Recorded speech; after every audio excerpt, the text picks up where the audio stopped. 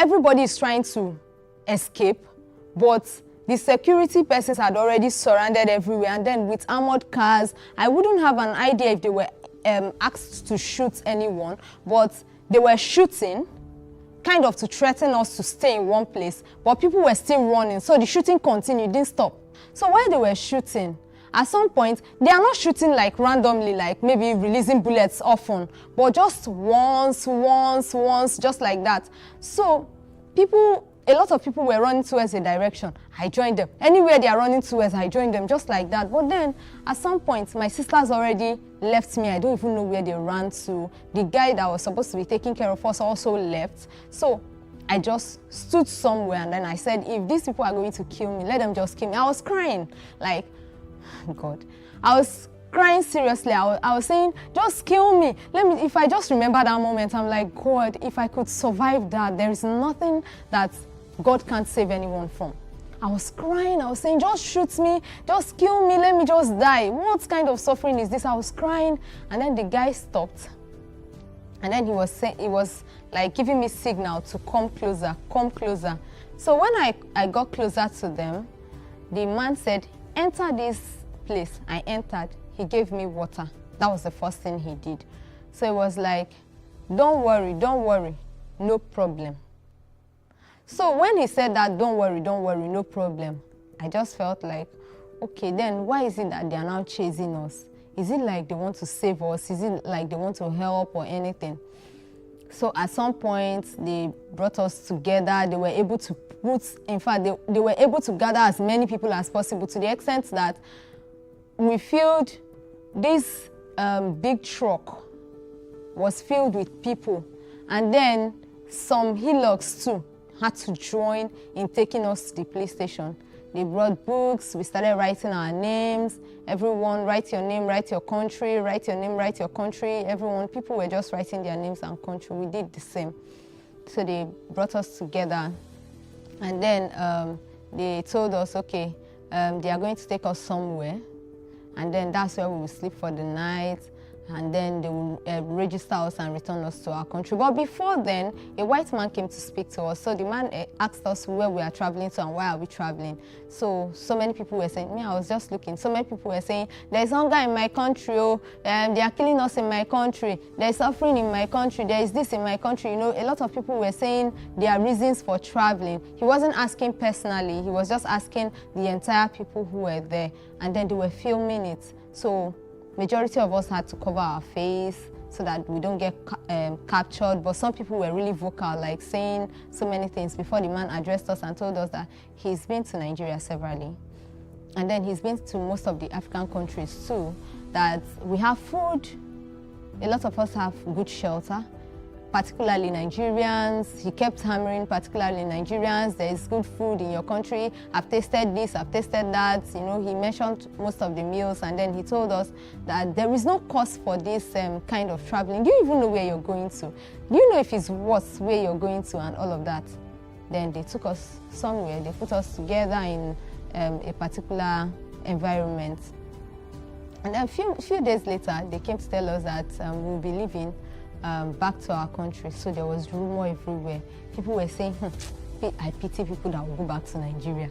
I just pity people that will go back to Nigeria. The kind of suffering they will go and suffer. Police is already waiting for them. My brother called me, said that there is news that they are bringing back people, that police is waiting for them. They will arrest them because they traveled without documents. So we were all scared. And then we decided to run away, majority of us. So at night, while the security guards were sleeping, majority of us started jumping out of the fence, and then somebody brought an idea to open the gate, you know, some kind of dubious act, which is not actually good, which wasn't good for us. But because of the kind of rumor, because of the kind of things we heard, we joined, everybody left. You know, we're still hiding. It's not like you're leaving and you're just coming out to say, I'm going. No, you're hiding from place to place, hiding until we got to a particular house. When we left, we got to a particular house. There were about 6 of us in a group now, no longer I and those my 3 people. They were with me. Those 2 sisters, that guy, the 4 of us were complete as at then. And then 2 other guys joined us. So the person that owned the house agreed to keep us in her house for that night. And then I think her husband came back and asked her where. She told the husband brought a driver. So none of us had an idea that we were sold. So the man sold us to the driver. None of us had an idea. We just thought the man helped us. That was the idea in my head, like, God bless this man. Oh, he finally helped us out of this place. So the driver took us, proceeded to somewhere they called Nitel. That was what they told us, that place is Nitel. So they hid us in their family house at first. Then in their family house, we met their one of the sisters that had already gone to Italy before.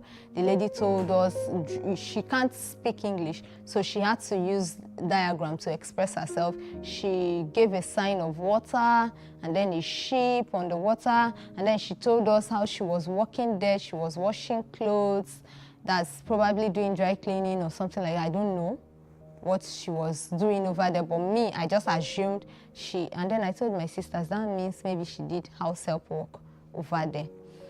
So we had fun with them because they were nice people. I didn't figure out if they were among the people who bought us, but they were nice to us. They gave us food.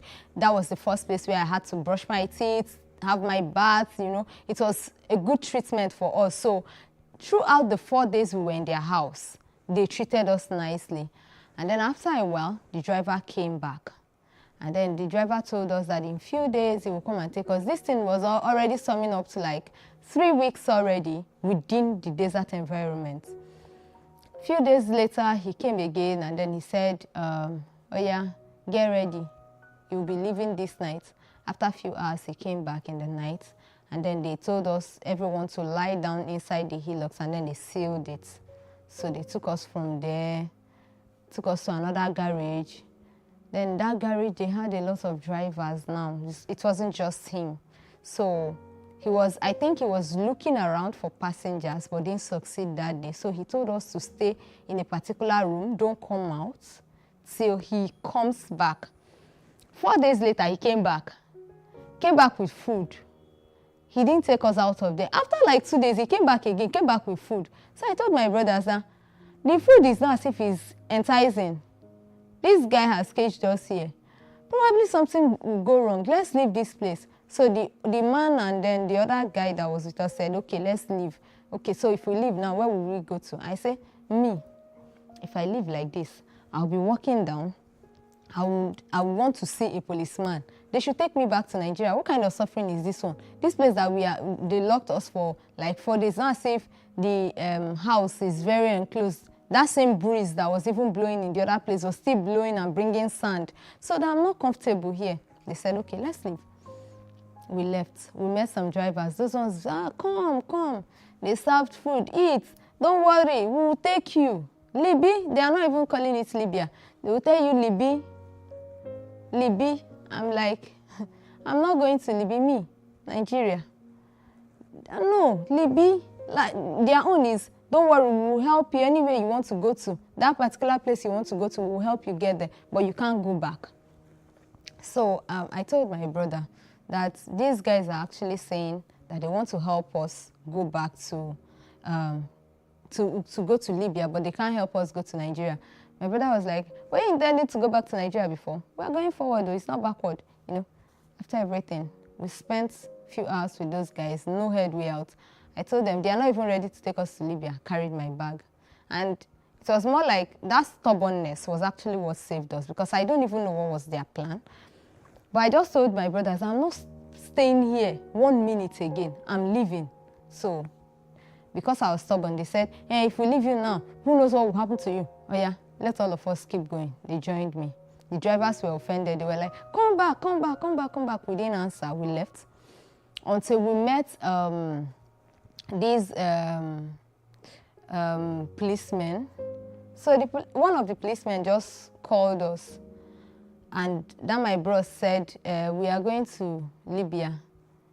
The man said, you don't have, like he was explaining to them, my bros, you people don't have problem. I will carry you to where your brothers are, plenty. And then I figured out, okay, plenty Nigerians. I told my brother, if there is a place where a lot of people are, it's better than this place where it's just the 6 of us. So they took us from there to where a lot of Nigerians are. I met a lot of people. I felt a bit comfortable. There was no much space for the 6 of us, but we just had to like manage in that place where they kept us. And then we spent some days again there. So we were waiting for the drivers to come. They didn't come. And then after a few days, the drivers came.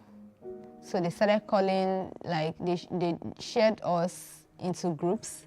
This driver take this one, this driver take this one, this driver take this one. So then we're already approaching Libya. So they took us, it wasn't now up to 2 days, we got to Libya. So when we got to Libya, I think it was the border, the driver came down, then asked us to pay a certain amount of money. He asked everyone to bring a certain amount of money. So that my brother helped us to pay ours. And then they took us from there. After paying that money, they took us from there. They just proceeded into Libya. We got to Saba. The driver called someone. That particular person they called came around, and the person told us that he's going to take this group somewhere. So they took that particular group. They were just taking people like in groups, in different groups. And then from that point, they took us to a particular man. The man is Igbo. So when we got to his house, the man looked at all of us, was like, the guys, this is your room. The girls, this is your room. So in that room where he said is for the girls, I saw a lot of ladies, even people that were younger than me were in that same room. So I was like, how did you guys get here? What is going on? You know, we started talking. A lot of Benin girls, they were just saying, welcome with this one, Jadid. Welcome with this one. You know, Jadid means new person.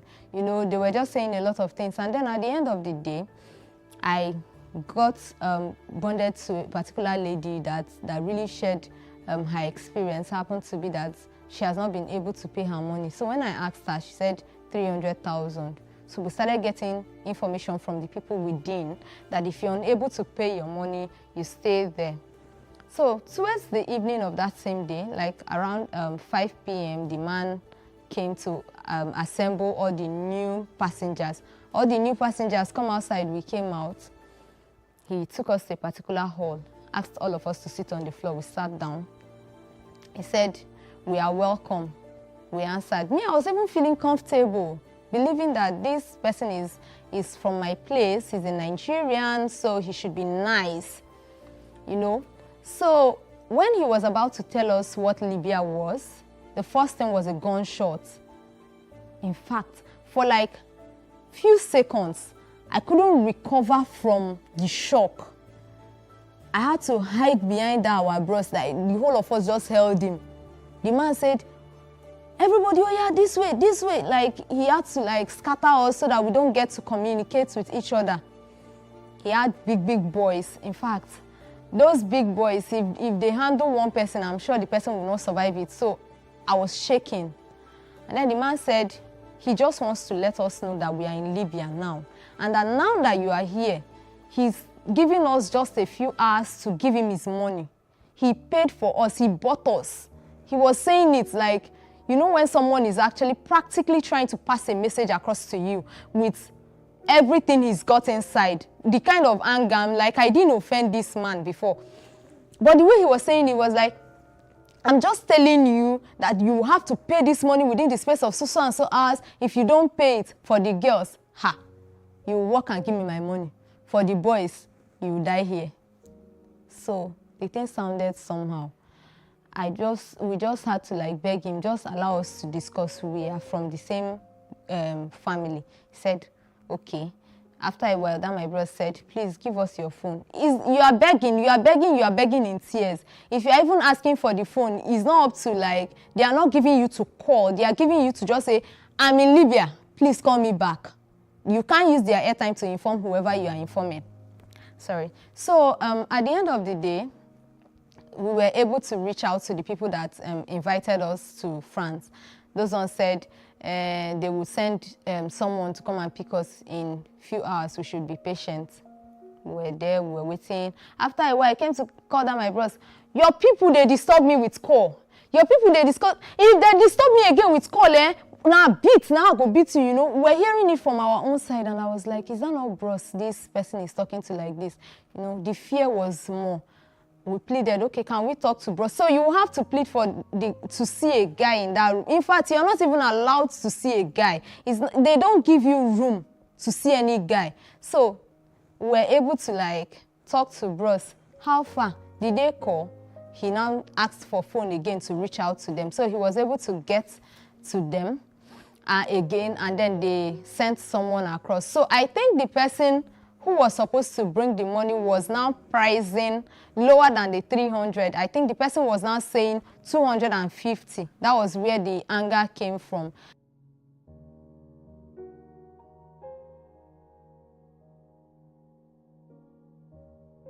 At the end of the day, the man came with the money. He paid 1 million for the 4 of us, and then took us from that place to his house.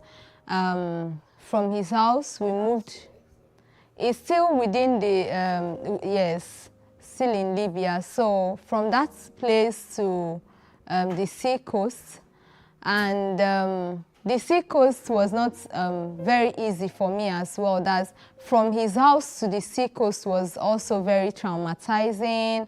And then at some point, I even had an experience where I was sleeping in a room. In that particular room was mixed with both guys and ladies. So there was this Sudanese that they brought into the room to join us, because initially it was with Ghanaians. So the Sudanese took a part of the room, we took a part of the room. And so in the night I was sleeping, I covered myself because I have this habit of using wrapper to cover myself from foot to head. And then there was this guy that I don't know, among the Sudanese, he crawled to where I was, tapped me. I woke up, I was like, what? The guy put his hand in his pocket, brought out 5 dinar. 5 dinar in their money is 500 naira, Nigerian naira, and was begging me like, I could not wrap my head around it. So I just screamed, and then the Ghana guy woke up first and was like, what is happening? You know, they started arguing amongst themselves, and at the end of the day, those Sudanese, they apologized on behalf of their brother, that they were sorry about what happened.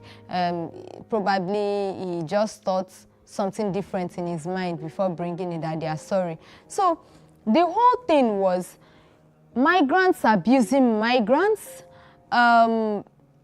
security agencies abusing migrants. The experience was just too hard for me. I had a case where someone was trying to communicate something to me that I should sit down in the vehicle, those long trucks.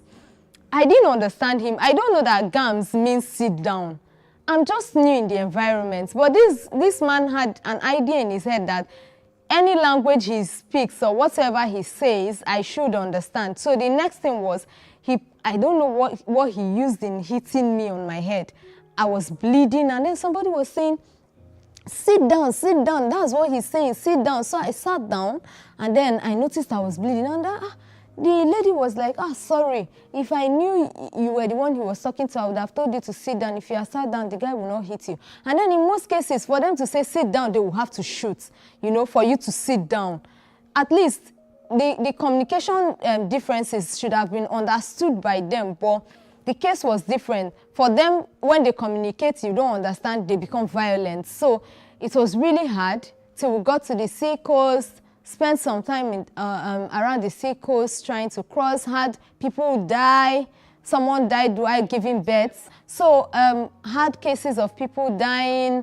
A particular lady died trying to give birth because there were no professionals around, and then people claimed that in their countries they were professionals, they could help her give birth, they could help her deliver. You know, it was a sad experience. At the end of the day, she died, the baby died, and I just told myself, this one is just a wasted time, like wasted effort. You're trying to get out of trouble, you get into more trouble. And even family doesn't know where you are because you can't even call them. I don't have access to any communication device. I can't reach anyone except maybe I'll have to pay someone to borrow his phone or have to, you know, the situation was even very difficult because a lot of people will not even give you their phones to make call. They wouldn't even want you to buy the airtime to make the call. So it was a very difficult one until finally the security agencies came. They arrested every one of us around that sea coast. They arrested everyone. In fact, people tried to escape. Some tried to jump into the water. You know, people tried to run, but wherever you are, they will find you and they will bring you back to the spot. And then they took us to a detention center, Garian. After a few days, they also took us from there to Tripoli, Terigmata Detention Center. So it was in Terigmata that the International Organization for Migration came visiting, and then some UN agencies, once they come around, they check on us. Whenever they are coming, these Libyan agents, policemen, they will ask us, they will give us so many things. You wouldn't even know if it is the UN guys that brought it, but when they are gone, they will lock us up back again. When they come around, we'll do sports, they will bring us out. It's as if we're enjoying our lives. When those guys are gone, we'll go back to the prison, they lock us up again and all of that. So IOM came, we all filled forms, those who want to go back home, because a lot of people said they are not going. Those ones that didn't go did what they call banamish. You pay, someone pays for you, like someone will come around, pay. Yes, kind of bill them, pay the money, take you out of the prison, and then you work for the person. So I almost tried that, but a particular lady, she's from Delta, so she speaks my language. And then she told me that if I pay this money, in fact, she used our language to tell me, Idama, Yangoso. That is, if you try this, you just die. And then if I remember that she told me that, and if anyone comes to me to say, I want to help you to live here, I would just tell them I'm not interested. I want to go back to Nigeria.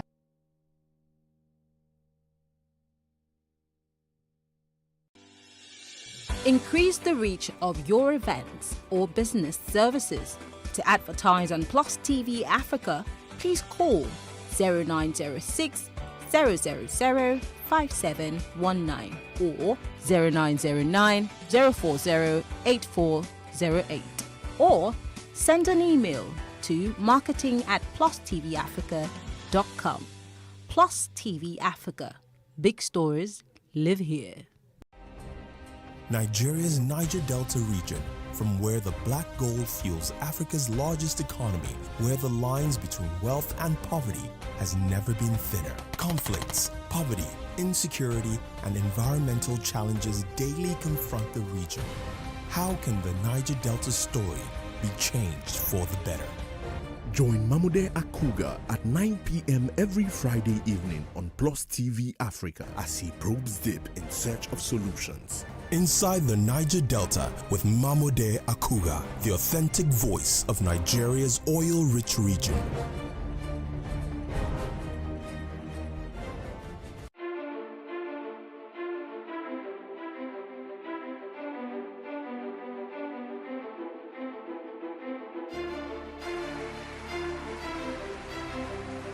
This Medan has been directed to empower 1,000 persons with disabilities in each state in the next 12 months. We now start hearing the shoot of guns. Whatever I've done. Every public policy has winners and losers, and some will not be very happy with you, while others, usually the silent majority, will be quite happy.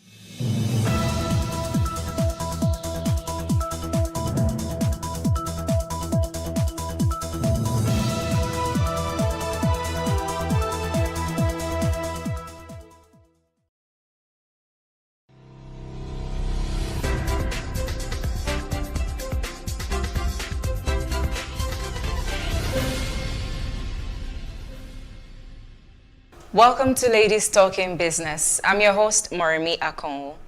Our guest today is Omoumi Loveth Adeshui, CEO, Niger Fabric Hub, a Nigerian indigenous business founded in 2015.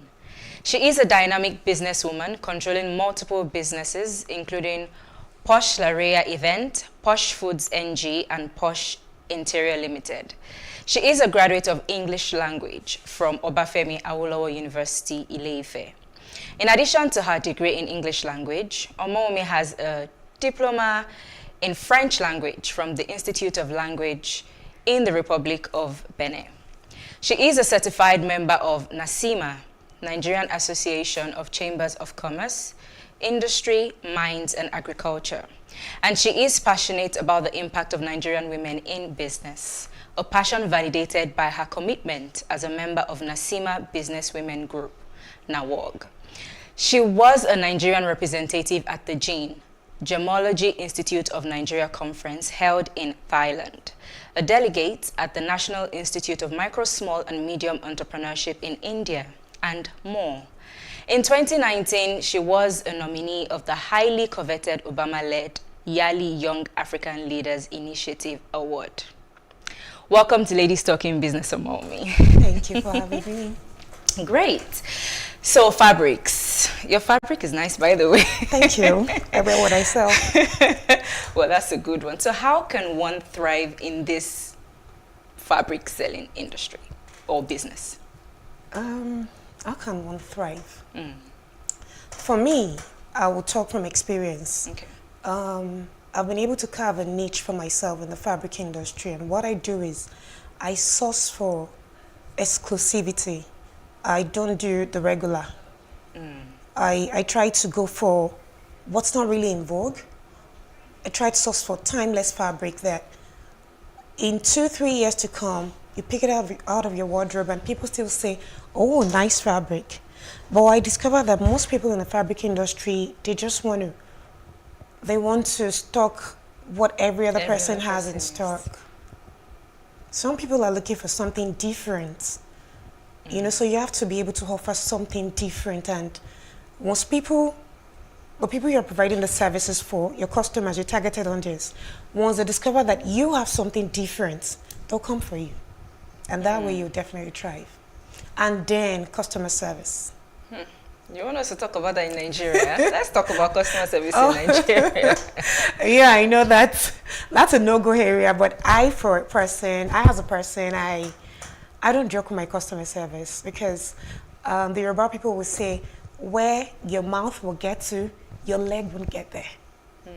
So where they're going to be talking about you, oh, she's this, she's that, you won't be there. So the things they experience, your first impression on a customer would go a long way. I don't joke with it. Interesting. Okay, so it's a saturated market. There are a lot of fabric sellers. I mean, we've just spoken about how we can thrive. And you kind of mentioned things to do to make you different. But how else can you stand out? So let's say there's a street of 10 fabric sellers. How would Moremi's fabric business stand out from the other 9 people? I'm going to say a story again. This happened today. Immediately I came down from my car. The first thing Kofo said was, you look beautiful. I like your fabric. And then I came in. You also said, wow, nice fabric. You know, I sell fabric. So I don't have to say too many things before you know that this is what I do. So in an industry where it's saturated, a lot of people are selling, and then with the China people virtually coming into your nose to say, this is my product, take it from me. So they're literally giving it to people like sachet water, you know? So you need to stay on top of your game. What I do is, you cannot see me and not notice what I'm wearing. And then you tell me I look good, and I say, oh, that's what I sell. It works for me, it works magic. So a good way to stand out, usually, or rather from what you've said, is even from the CEO of the business. You should carry, like, you should reflect your business. Yes, you should. Especially in this industry. You should. You don't, not until they ask you, what do? You tell a story. When they see you, you're already telling them. You're communicating. This is what I do. And you like it, I tell you I have it. Before you know it, you're buying it. and then you tell somebody else sees it on you. Maybe I would just buy this one you're wearing. You see? Okay, so I want to go into fabric business as Moremi. I don't know what to do. I don't know how to start. I just have some money somewhere. What tips would you give me? What would you say I should bear in mind first before going into this business? Starting up a fabric business. What I did, because you see in business, there's nothing casted in stone. Even if you go to a business school, it mostly has to do with experience in the business. So my experience might be different from your experience. So for me, starting up, it wasn't like I had a stack of cash somewhere. I grew with the business, and I actually started with Ashoke. Okay. And then I just thought that Ashoke, people are asking for fabric. You can't just tie and then not wear a fabric, have a fabric to go with it. I started with Ankara, then I started with lace. Bear in mind, I said I didn't have lots of cash stacked somewhere. So what I did was, I had Ashoke, I had Ankara, I had few laces. Then I had people that I'd already partnered with them. Okay. I didn't have a lot of fabrics, and let me ask you, what amount is enough to start a business? I would say no amount. No amount. Not even billions of naira. Yes, there's always more to buy. So what do? We just sit with 2 stacks of Ashoke in the store, 3 Ankaras, and then 10 laces. People need more. So I had to partner with a lot of people. I had to build personal relationship with people that already study in the business. People that if I need 10 bundles of lace, oh, Aunt Kudi, showa. Sorry for people who don't understand Yoruba. And then she said, what color will fair? My customers don't know if it's coming from my store or it's not. The most important thing is you deliver. I deliver it. I like the point you just made about partnering as a startup or as a new business. Don't think you can do everything yourself. You sometimes have to partner with people. But how does that work? We know how difficult these things can be. So how do you partner well with maybe somebody bigger in the game? So like I said, I build a relationship with them first. Okay. A relationship that goes beyond just buying. I make them my friend. Same thing I do with my customers too. Because you see, those customers, they want to see you more than just collecting money from them. They want to have something deeper with you. To have an experience. They want to connect with you on another level. So once you have a connection with them, it's easy to get other things from them. So same thing with partnering. We believe business is just, we're signing papers, you're my partner. Who says signing papers does not mean that they will still disappoint you or cheat you of it. They need to build something deeper than just paperwork. So once you have that, they trust you on another level, and they also want you to succeed. I always tell people that I'm here today because a lot of people believed in me, and they were ready to assist me grow. They recognized the hard work, the consistency in me, and they were ready to help me. So it's hard partnering with people, but if you connect with them on another level, they will do your bidding. Absolutely, I agree with you, but we'll talk more about this shortly. We will go on a quick break. Please stay with us.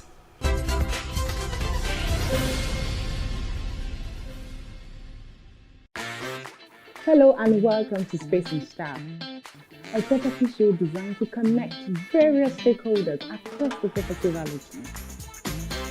We can also provide realistic solutions and deepen your knowledge about the interesting world of real estate. We shall showcase architectural design, interior design trends, lifestyle and real-time property news updates, and the right way to navigate through property development and investment. Join me every week on this channel as I take you through an exciting journey in the world of real estate. Space and Style, 6:30 p.m. on Saturdays and 5:30 p.m. on Wednesdays.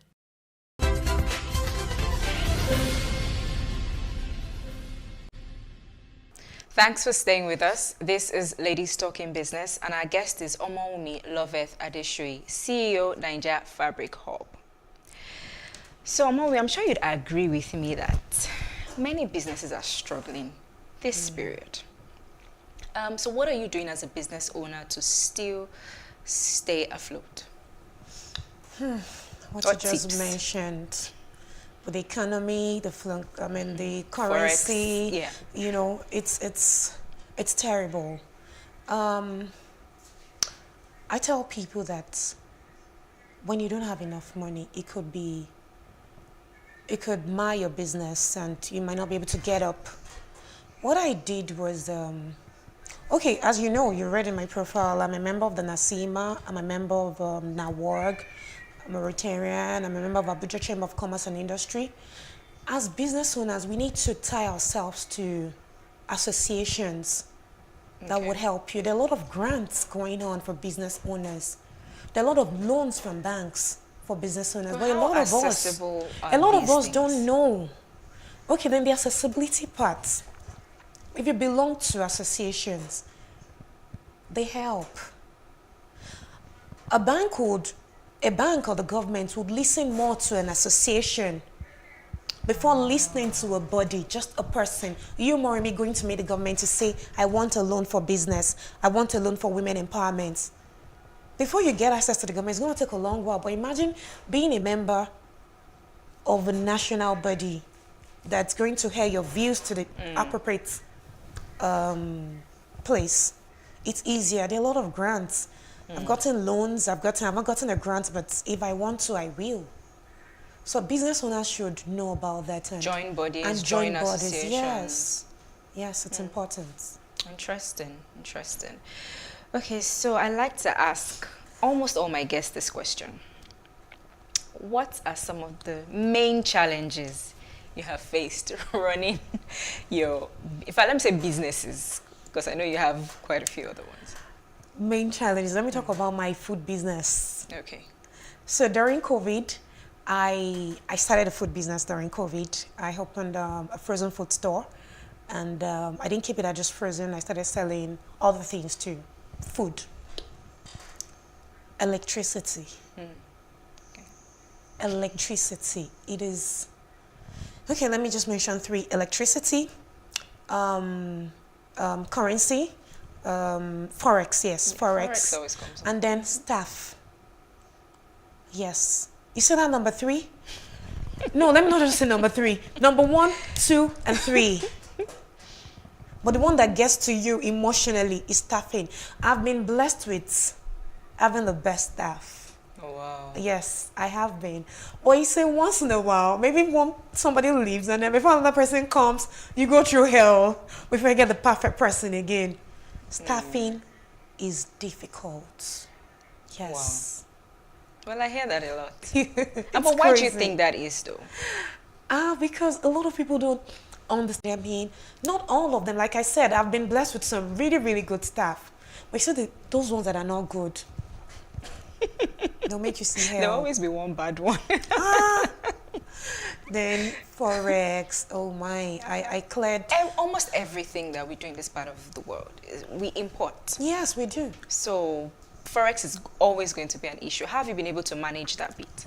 How? I just go with the flow. There's no how. I reached out to my account officer last week. Okay, there was a time that I heard that the government gave an initiative for business owners to trade with a particular rate. That's a bank rate. But it's so difficult. Like, you'd rather not just do it and go with the black market. Wow. I think that something needs to be done about that. I saw a business owner the other day post something on social media, and she had to apologize saying, I'm sorry, our esteemed customers, we have to increase price by 20%. Yes. And when I started reading the comments, people were like, we understand, we'll patronize regardless. We understand. And I'm like, okay, it seems like customers now understand what business owners go through. It's everywhere. Not just business owners, even salary earners. You buy things. Salary is not increasing. And salary is not increasing. On the high. So not just business owners. So there's no way anybody would say they don't understand. Let's leave this emotional topic and let's talk about trainings. What do you, in your opinion, what do you think is or are the importance of, training yourself in your industry? Training Training, I see training as something that is intentional. How do you want to grow if you don't improve yourself, if you don't develop yourself? That's what training is. You cannot be static. You want to grow. You want to grow your business. You want to grow in life. You want to be a better person. And then you're not doing anything. It is important. It is major. Either you're going for conferences or you're reading or you're learning from somebody. I have a lot of people I look up to that they don't even know I'm looking up to them. I stalk their pages. I look at what they're doing. Up until even just taking pictures of fabrics to post on Instagram. You know, aside changing your phone and using the best camera, there are tactics to all these things. You have to improve in every facet of your life. Not just in business. If you go for business training and then personally, how are you relating to your customers? How are you relating to people you're coming across with? It's very important. I think we need to do a training, extra training on customer service, customer relation in this part of the world. But we'll speak more about this shortly. More conversations with our guest coming up after the break.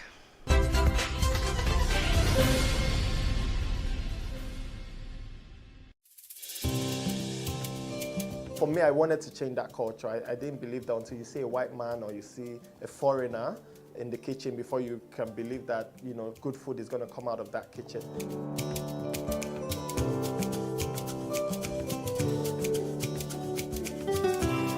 You can leverage on each other's spaces and, you know, sell. We believe in Nigeria, right? We believe that Nigeria can get better. We, the youth, are the ones that can make it better. And my products are proudly made in Nigeria.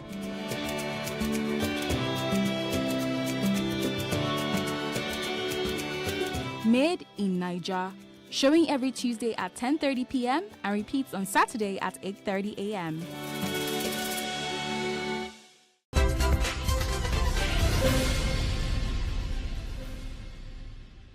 I'm still here with Omowumi Loveth Adeshoyi, CEO, Naija Fabric Hub.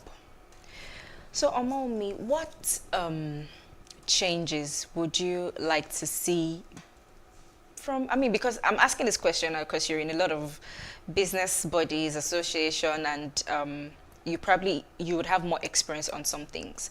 So what changes would you like to see business owners make in how they run their businesses, especially small businesses? Number one thing is, small business, but they still need structure. And then I tell small business owners, I'm a small business owner too. Owner too. I know. The first thing I'll tell a small business owner is separate your individual self from your business. It's very, very important. If you cannot separate Omowumi from Naija Fabric Hub, you have a problem. The capital in which you're using to run your business is yours, yes. But again, it's not yours because you feel it's yours, it's my business, then you take 10,000 naira from it today. You take from it again tomorrow. Before you know it, you've started with 100K, you already have 80,000 naira left. You need to separate both. Your business is your business, you're a different person. Pay yourself a salary.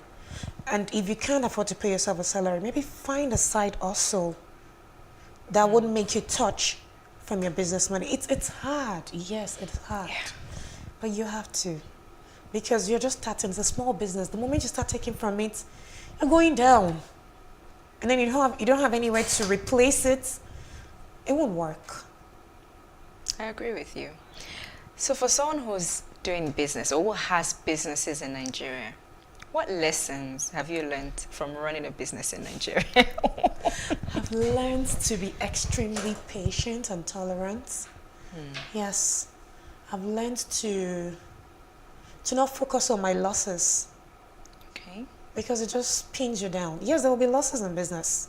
Anybody that comes and tell you, oh, it's sweet, is this? Yes, it's sweet. When you start hearing po, sounds of a lot, it's sweet.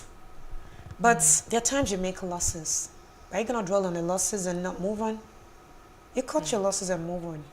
But before you move on, identify why you had losses. What can you do to avoid such next time? The first time is a mistake. The second time maybe a mistake. But third time, you can't call it a mistake anymore. Something else. Something else. So you have to find why such happened, what you need to do next time to avoid such, and move on to make more money so that you can replace the one you lost. So what else have you learned? I've also learned that consistency is key.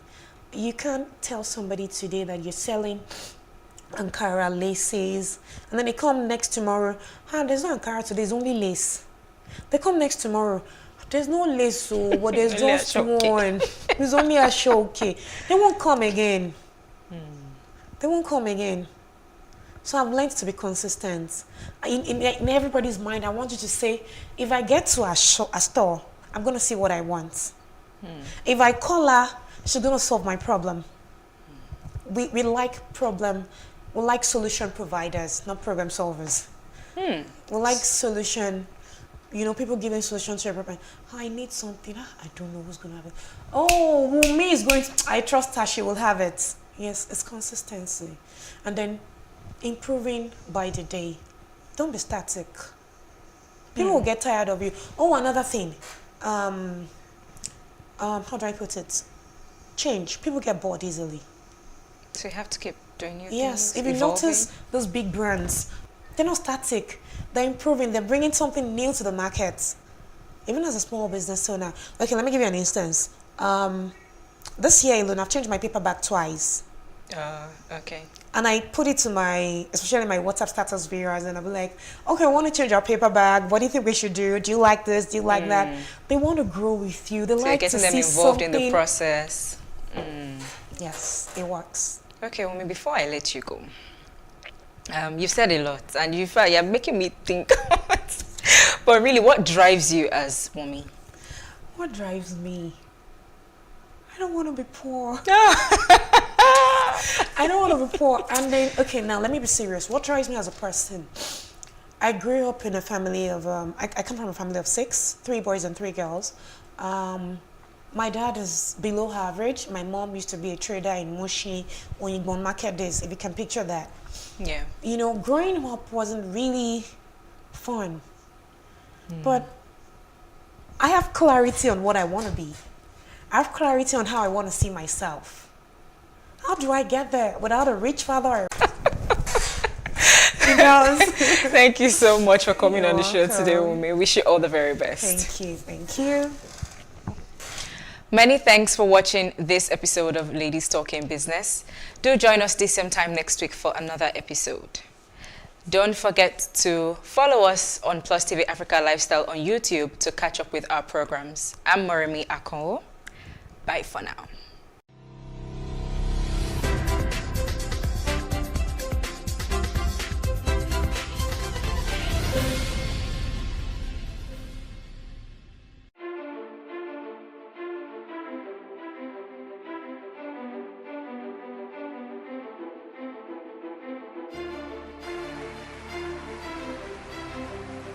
This medal has been directed to empower 1,000 persons with disabilities in each state in the next 12 months. We now start hearing the shoot of gun.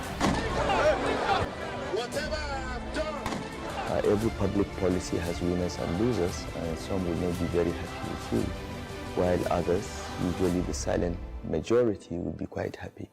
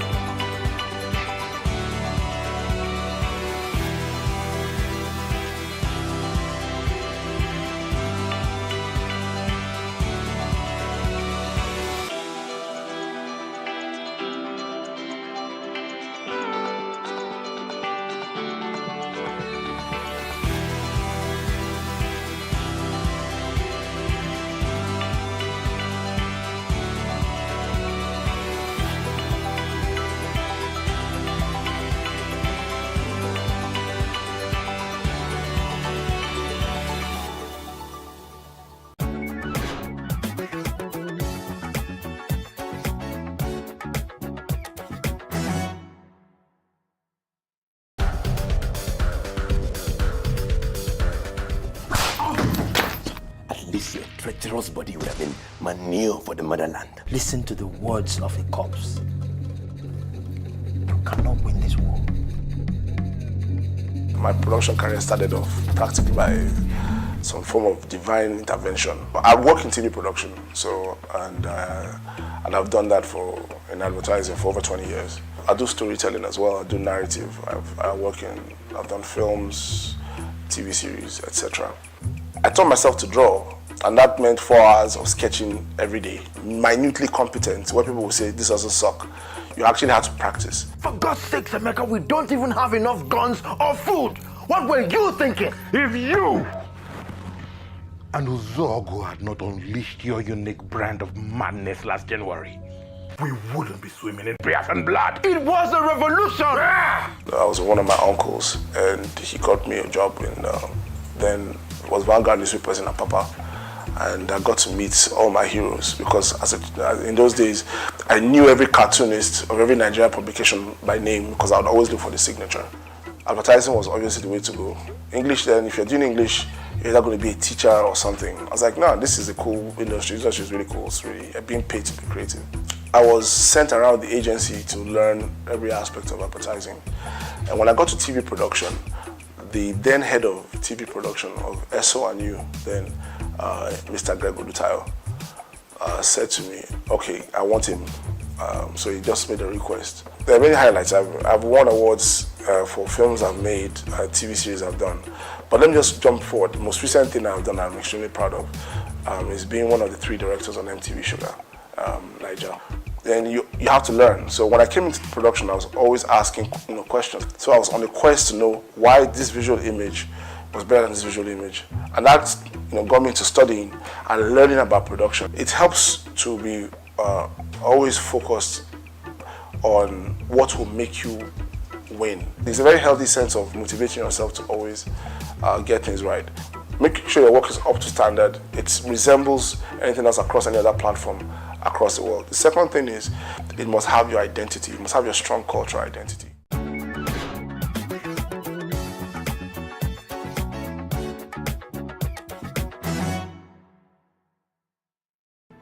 There is no voting on social media. To vote, you would require a permanent voter's card. To get your PVC, visit cvr.inecnigeria.org. Create your account with a valid email address and start the registration process. An activation link will be sent to you. Click on the link and activate your account.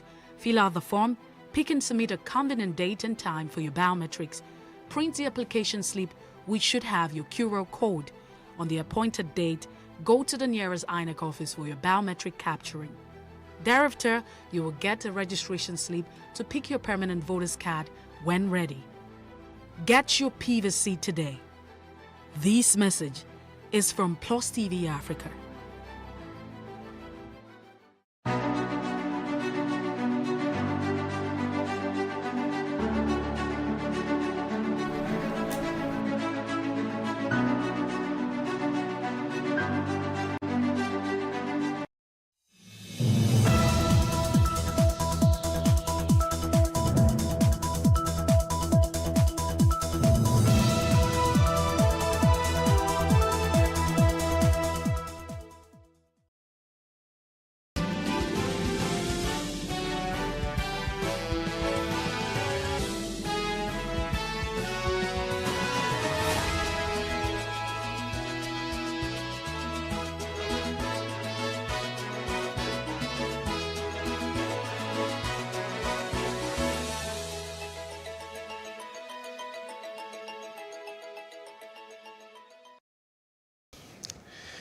Good afternoon, I am Justin Akadonye and this is the news brief on Plus TV Africa. The Association of Licensed Telecommunications Operators of Nigeria, ALTIN, says its members will comply with the federal government's directive barring outgoing calls of subscribers who have yet to link the National Identification Number (NIN) with their SIMs. The association made this known in a statement jointly signed by its chairman, Benga Adebayo, and head of operations, Bolahon Awonuga. The deadline handed Nigerians by the federal government to link their NIN to their SIMs ended on March the 31st. After about 8 postponements, at the last minute, government postponed the linkage and on Friday directed Nigerians to ensure they complete the verification and linkage of their NINs to their SIMs within days.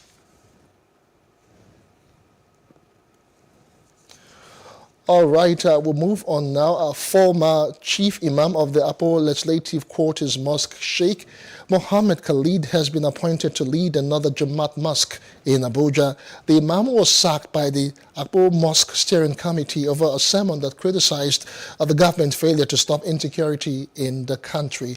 Now, Sheikh Khalid said he paid the price for the voiceless and would continue to identify with the masses. Khalid, who is also the founder of the Islamic Research and Dawah Foundation, criticized the government for its failure to stop insecurity in Nigeria.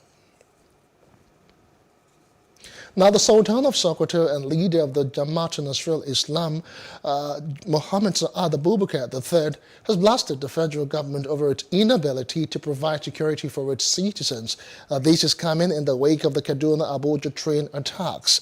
The Sultan said the least Nigerians demanded from the government was the protection of their lives and properties. All right, back to the NIN SIM linkage. We have our correspondent joining us live, Love Ikuku Oyedoku. Good afternoon to you. Thanks for joining us on the News Brief, Love. Hello, Justin. Good afternoon. Yeah, good afternoon. Can you tell us what is going on right now at the NIMC office and what some of the polls of the people that you have felt? Yeah, thank you very much. At the Ikeja office of the National Identity Management Commission, as named, the issues are multifaceted.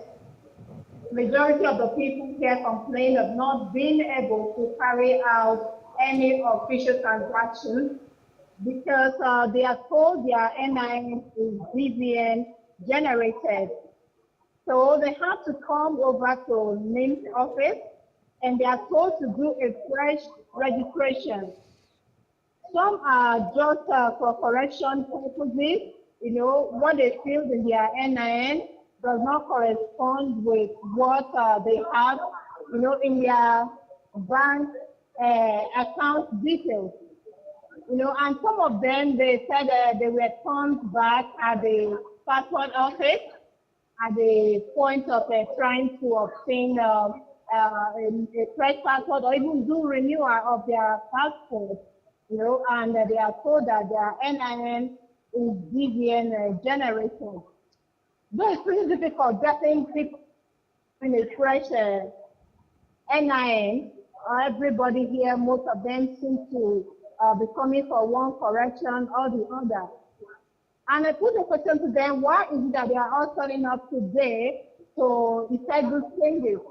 And what they told me is that they have been here, you know, a couple of weeks back, and they were told to come back a week later after they agreed, and after that they also asked to come again, you know, again and again, like repeating the same cycle over and over again. And here they are being caught up in this disconnection. Those of still receiving calls, but they can't make calls. They can receive, have text messages, SMS done, but making calls out is what they are barred from doing. I have Mr. James here who is ready to tell us some of the challenges that he's facing right now. All right, go ahead. Let's hear from him. Hello? Yeah, go ahead. Can you tell us what's the The only challenge I'm facing is that this is I registered for this and I did the whole capture last year, and they gave me the reference number. I've been coming since then. Each time I come to this, either the system, the network is down, and I should come back the next day, or when it gets 2 o'clock, they will switch off the generator and tell it to come back. And they're not going to do anything again. For God's sake, this is the federal government agency. And you know the purpose of this thing. You shouldn't be telling us all these stories. This is the 5th time I'm coming to this place now. I've done the whole registration, I've done the whole capture. But each time I come to this place, the system is not that there's no light. And then they were sick. It's absurd. Okay, now we've done, okay, we've brought upon the whole thing, they give me the number, but we're still waiting. No one is attending to us. So I don't know what to do. Thank you very much. Yeah, Justin, Yeah, that was Mr. James who just narrated the frustration that he's being confronted with here. Like many others who are here, is the same story. But we were privileged to be inside the office and we met with some of the officials. Okay, Love, were you able to them. speak with your officials? What are the responses you're getting from them? Yeah, we were inside and they pleaded with us not to quote them because their job will be at risk. So they told us off camera that yes, the system they are working with, sometimes it breaks down from time to time, but it is not a total being able to have it or her NIN done before today. All right, thank you so much, Love Ikuku Oyedotu, for bringing us up to speed as regards to NIN SIM linkage. We'll get back to you in the course of bulletins to find out if there are any developments. Thank you so much. All right, moving on now. The Rivers State Governor Nyesom Wike has led 3 governors to visit 2 former military heads of state, Generals Ibrahim Babangida and Abdul Salami Abubakar in Mina, Niger State, as part of his consultations for his 2023 presidential ambition. The governors were those of Enugu, Abia, and Oyo State, Ifeanyi Ugwuanyi, Okeze Ikpeazu, and Seyi Makinde, respectively. Also in the entourage was the former governor of Benue State, Senator Gabriel Suzwam, as well as some members of the National Assembly. Now, Wike and his team were first at the residence of Abdul Salami, where they had a closed-door meeting before they were led to Babangida's residence, where they also had another closed-door meeting. Now, the governor declared his intention to vie for Nigeria's highest political office on Sunday. Also, the former chairman of the All Progressives Congress, Adams Oshiomhole, is seeking to represent the people of Edo North Senatorial District in the upper chamber of the National Assembly. Oshiomhole, who made the declaration at an event to mark his 70th birthday, said he will consult with everyone in the senatorial district, including the incumbent Senator Francis Alimekena. A federal high court in Abuja has fixed June the 14th to hear a suit seeking to stop the federal government from extraditing the suspended Deputy Commissioner of Police, Abba Kyari. The presiding judge, Donatus Okorowo, adjourned the matter following the absence of all the parties and the lack of legal representation for any of the parties. Consequently, Okorowo, who had earlier threatened to strike out the case for want of diligent prosecution, said he was willing to grant one more adjournment. He added the service of hearing notice on all the parties. Well, staying with court matters, the Court of Appeal sitting in Ado-Ekiti has upheld the judgment of the lower court and reinstated 86 employees of the Ekiti State University whose appointments were terminated. The leaving judgment in the appeal filed by EXO against the judgment of the National Industrial Court, Akure, Justice Abdulaziz Waziri, dismissed the appeal and ordered the reinstatement of the employees with payment of their full benefits. Now, 86 employees consisting of both academic and non-academic staff were unlawfully dismissed by the university on December the 5th, 2019.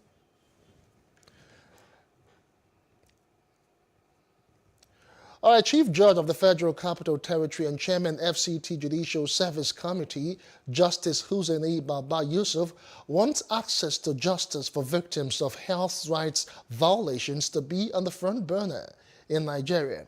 He said this during a human rights sensitization and legal training workshop on tuberculosis organized by Lawyers Alert, a non-governmental human rights organization. Represented by Judge of the FCT High Court, Justice Olukayode Adeni, the Chief Judge noted that the international human rights law provision is justified and universally supported, recognizing and safeguarding human rights to ensure healthy living. The Constitution as it is, even though has not specifically recognized rights to health as a fundamental right, but I believe the judiciary can proactively expand the Constitution and interpret the Constitution in such a way to include rights to freedom from discrimination on grounds of health as part of our fundamental rights in this country. Director and coordinator of the National Tuberculosis, Leprosy and Buruli Ulcer Control Program at the Federal Ministry of Health, Dr. Chukwuma Anyike, said the program is aimed at making Nigeria free of tuberculosis. The National Tuberculosis, Leprosy and Buruli Ulcer Control has demanded to make Nigeria free of tuberculosis, to save lives, to kick out tuberculosis in the country. And all what we have been doing is basically on two strategies. Improve to end tuberculosis in Nigeria. Our parliamentarians, the National Assembly, including the executive, need to channel more resources into TB work. We need to resource TB work. It's about allocations, it's about implementations, it's about release of funding and all of that. We have, for example, the Human Rights Action Plan that has been put together by stakeholders. This action plan needs budgeting, it needs resources for implementation. This is very key if we're going to talk about gender and human rights-based approach. Tuberculosis survivor Olufunke Dosumu said the discrimination and stigmatization that many TB patients experience at the hands of health workers make them abandon the treatment. There is need for every TB patient to know their rights as regards stigma and discrimination. In my own case, I wasn't stigmatized by my family. I had a lot of care and support from my family. But in some cases, when TB patients want to access health treatment, they get stigmatized and discriminated by some health workers, which will not give them the encouragement to go back for treatment. So there is need for more advocacy and creating of awareness as regards tuberculosis. The training had in attendance lawyers, journalists, and persons affected by TB. Still talking health, the Nigeria Center for Disease Control, NCDC, has disclosed that the death toll from Lassa fever in the country has risen to 127 after 4 more infected patients lost the battle to the disease. The NCDC, in its latest situation report on the management of the outbreak in the country, states that cumulatively from week 1 to week 12, a case fatality rate of 18.6% has been recorded, which is lower than the 21.3% for the same period in 2021. The Lassa virus is transmitted by infected multi-marmot rat, and humans become infected from direct contact with the urine and feces of the rat carrying the virus. As power supply continues to get worse, Nigerians speak out in anger, and that's on Street Views. Take a listen.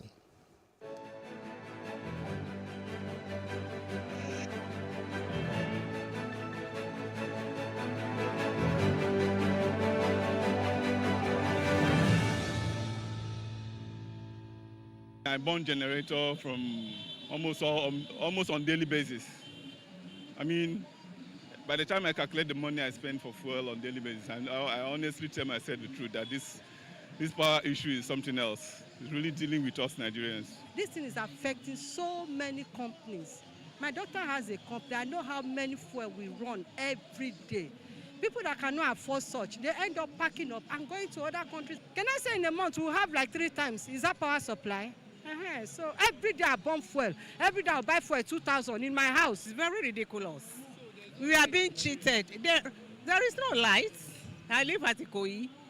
They don't give us light. Like 3 times a week, and it's about 2 to 3 hours, and it's gone. There is money in this country, but we don't know where the money is going to. No water, no light, no good roads. What can we do? It's affecting me. It's affecting me. See me as I'm sweating. If I bath finish like this, I begin sweating. In the evening, sweating. Midnight, sweating. All my children, they are sick now. No lights, and they are still bring the bill. Where is the money? And now, the bill is high. What are we using? Fan, television. So it's finished. I'm fit. I'm not using the oven. I'm not using washing machine. And they are bringing crazy bill for what? And no light. We are suffering from this Nigeria. There is no light in my area, no single light. But we are paying for light, but we never see light. Sometimes, once in 2 weeks, sometimes you will not even see it.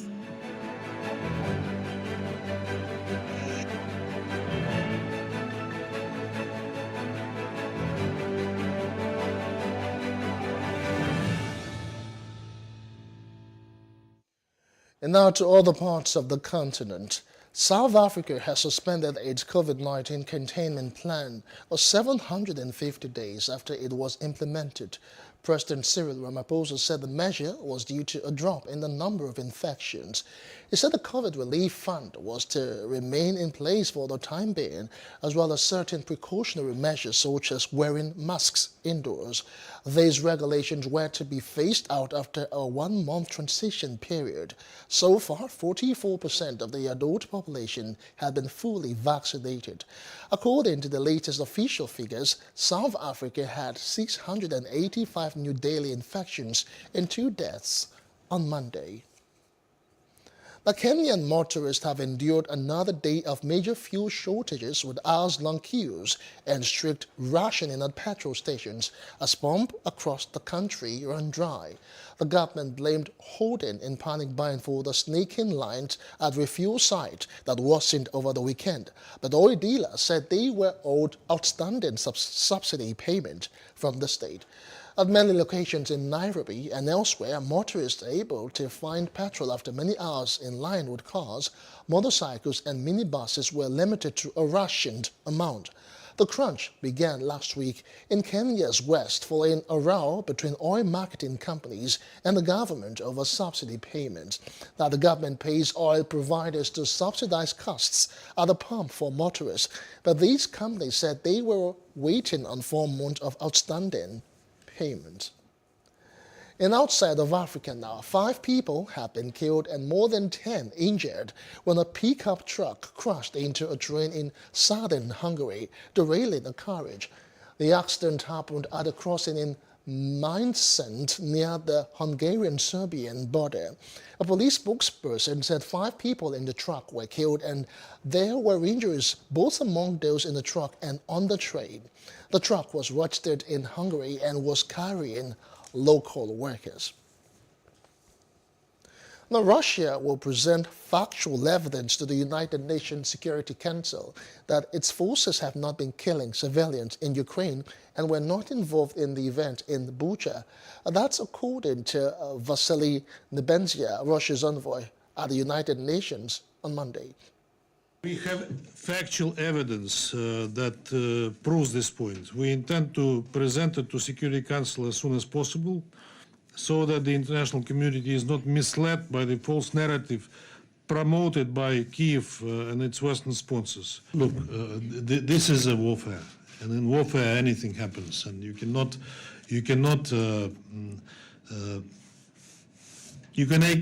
exclude that civilians are dying in a war, and that is a sad fact of life.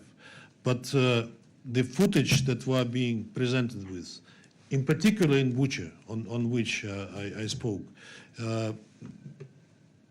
does not give us any doubt that that was a stage.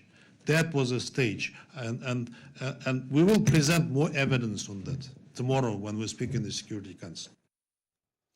Now, almost the entire global population breathes air that exceeds air quality limits set by the World Health Organization, WHO. Now, the UN Health Agency gave this warning in a statement on Monday.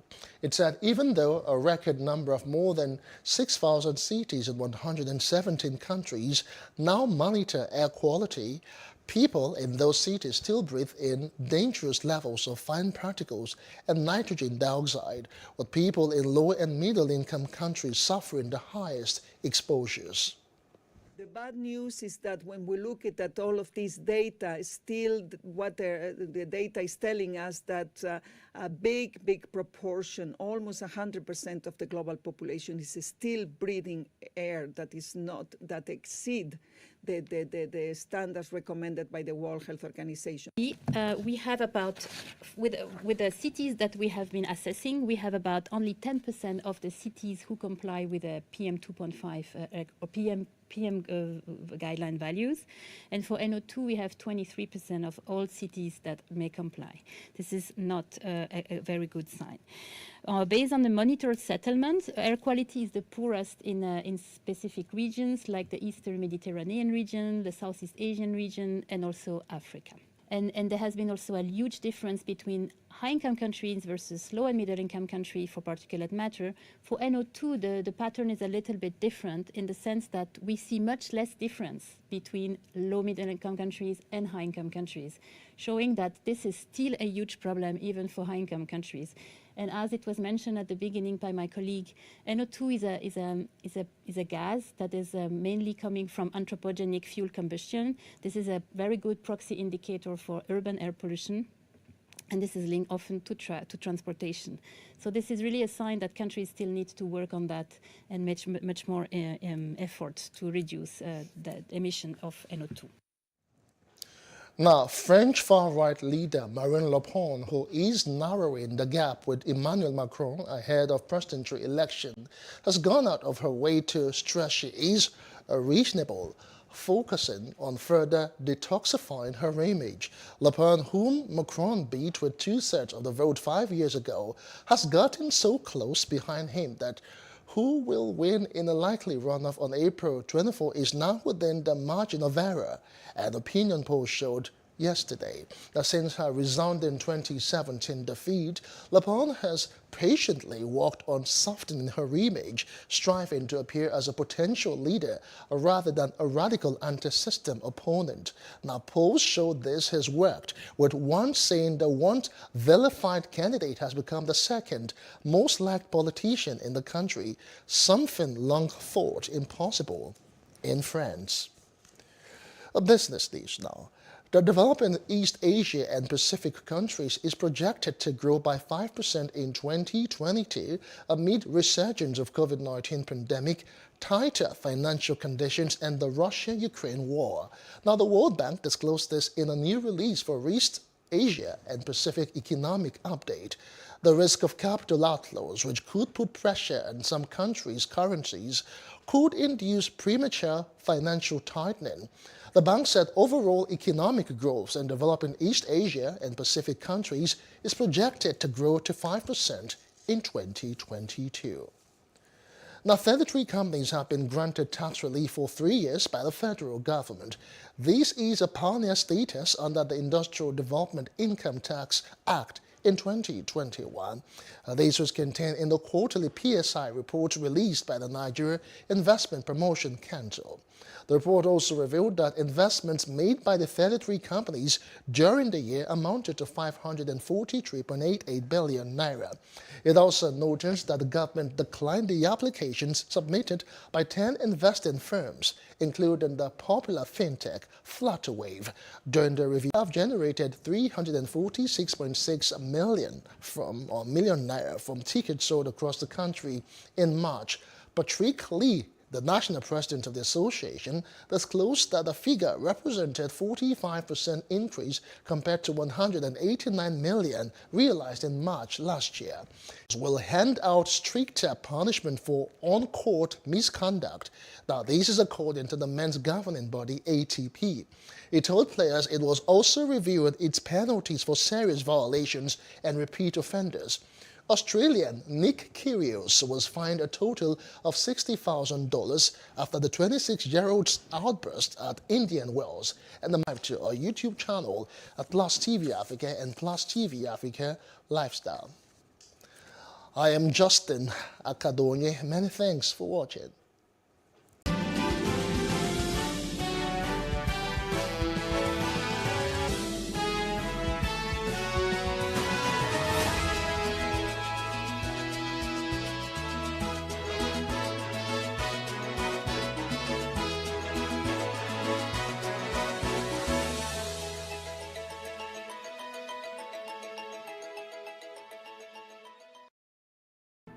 There is no voting on social media. To vote, you would require a permanent voter's card. To get your PVC, visit cvr.inecnigeria.org.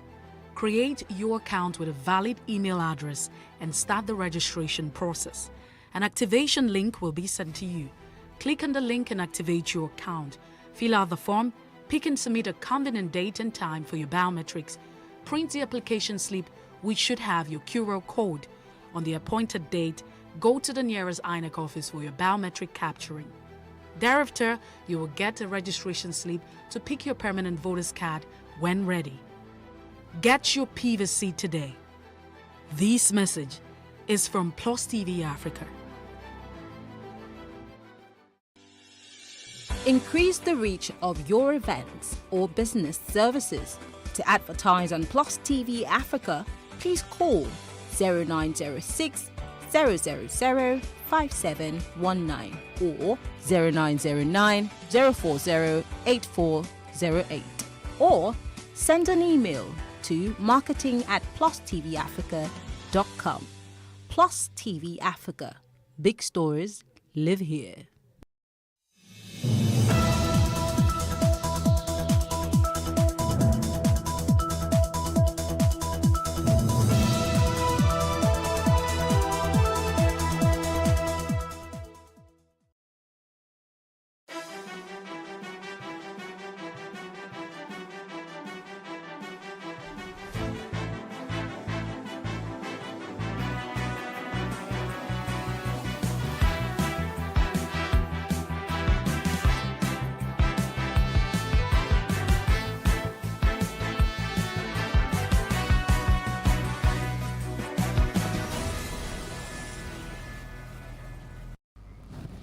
Hello and welcome to What Are You Saying? #Ways, where we talk about topics. Forward to the holidays. Awesome. Easter holiday, yeah. Yeah, our kids are already back home. Yes, some of them. Love the look. Oh yeah, thank you. I think we are lined up to steal these hats today. It's so pretty. As soon as we're saying bye, I'm out of here. Because Milola is waiting. Milola is waiting, oh yes. The honorable. Our very honorable. So we're discussing women in politics today, and we have our very own honorable, with us. And here's what we found as today's post: women belong in all places where decisions are being made. This is from Ruth Bader Ginsburg. So referencing a publication by Damilola Agbalojobi, Agbalojobi, on the conversation, there are few women in political and leadership spaces in Nigeria. She says currently only 7 out of 109 senators and 22 out of 360 House of Representatives members are women. So our very own Honorable Damilola Otunbanjo is here to discuss the challenges young female politicians face in Nigeria. But first, let's take a break to see what we found in the news.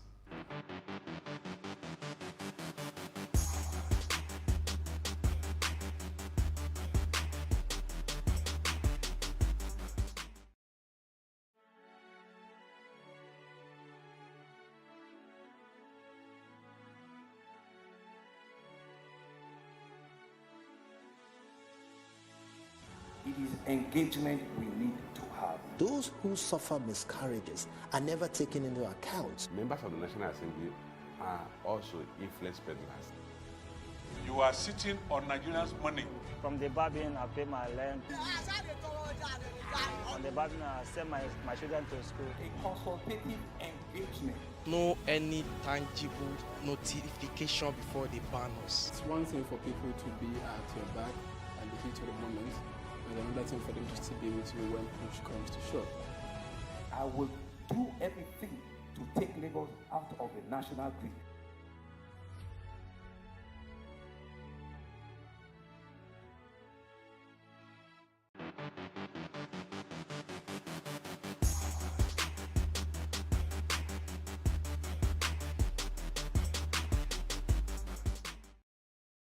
You're still watching Ways. Now, in 2022, the United Nations Mine Action Service marks the day under the theme Safeguard, Safe Steps, Safe Home.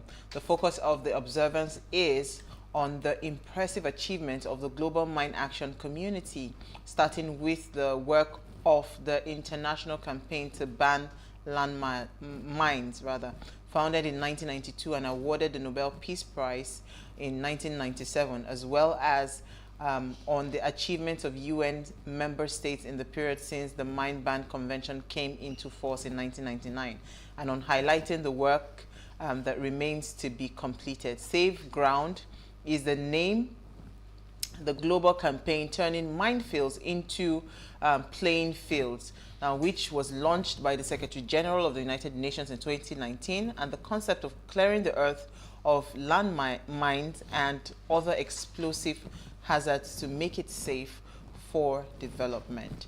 All right, so this is quite interesting. Absolutely. I have a story on what's her name, late Princess Diana. She actually was quite passionate about this. It was part of her passion. She actually traveled a lot to ensure that we had safe grounds for individuals to walk especially farmers. Yes, people that work in the rural communities. And we have her son, what's his name, the second one?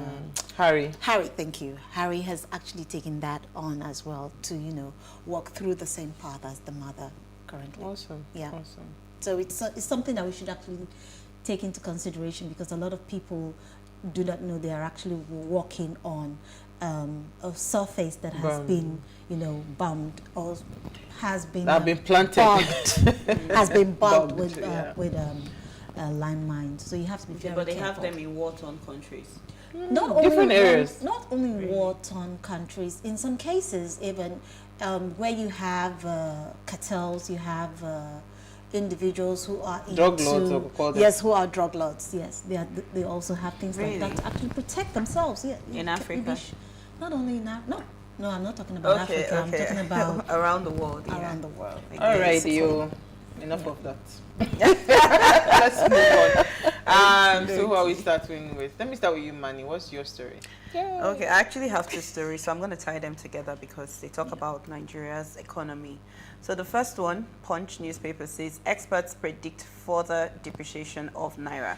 So economic experts and financial analysts have predicted a further depreciation of the Naira, while also forecasting that the country's gross domestic product will grow by almost 3% in 2022.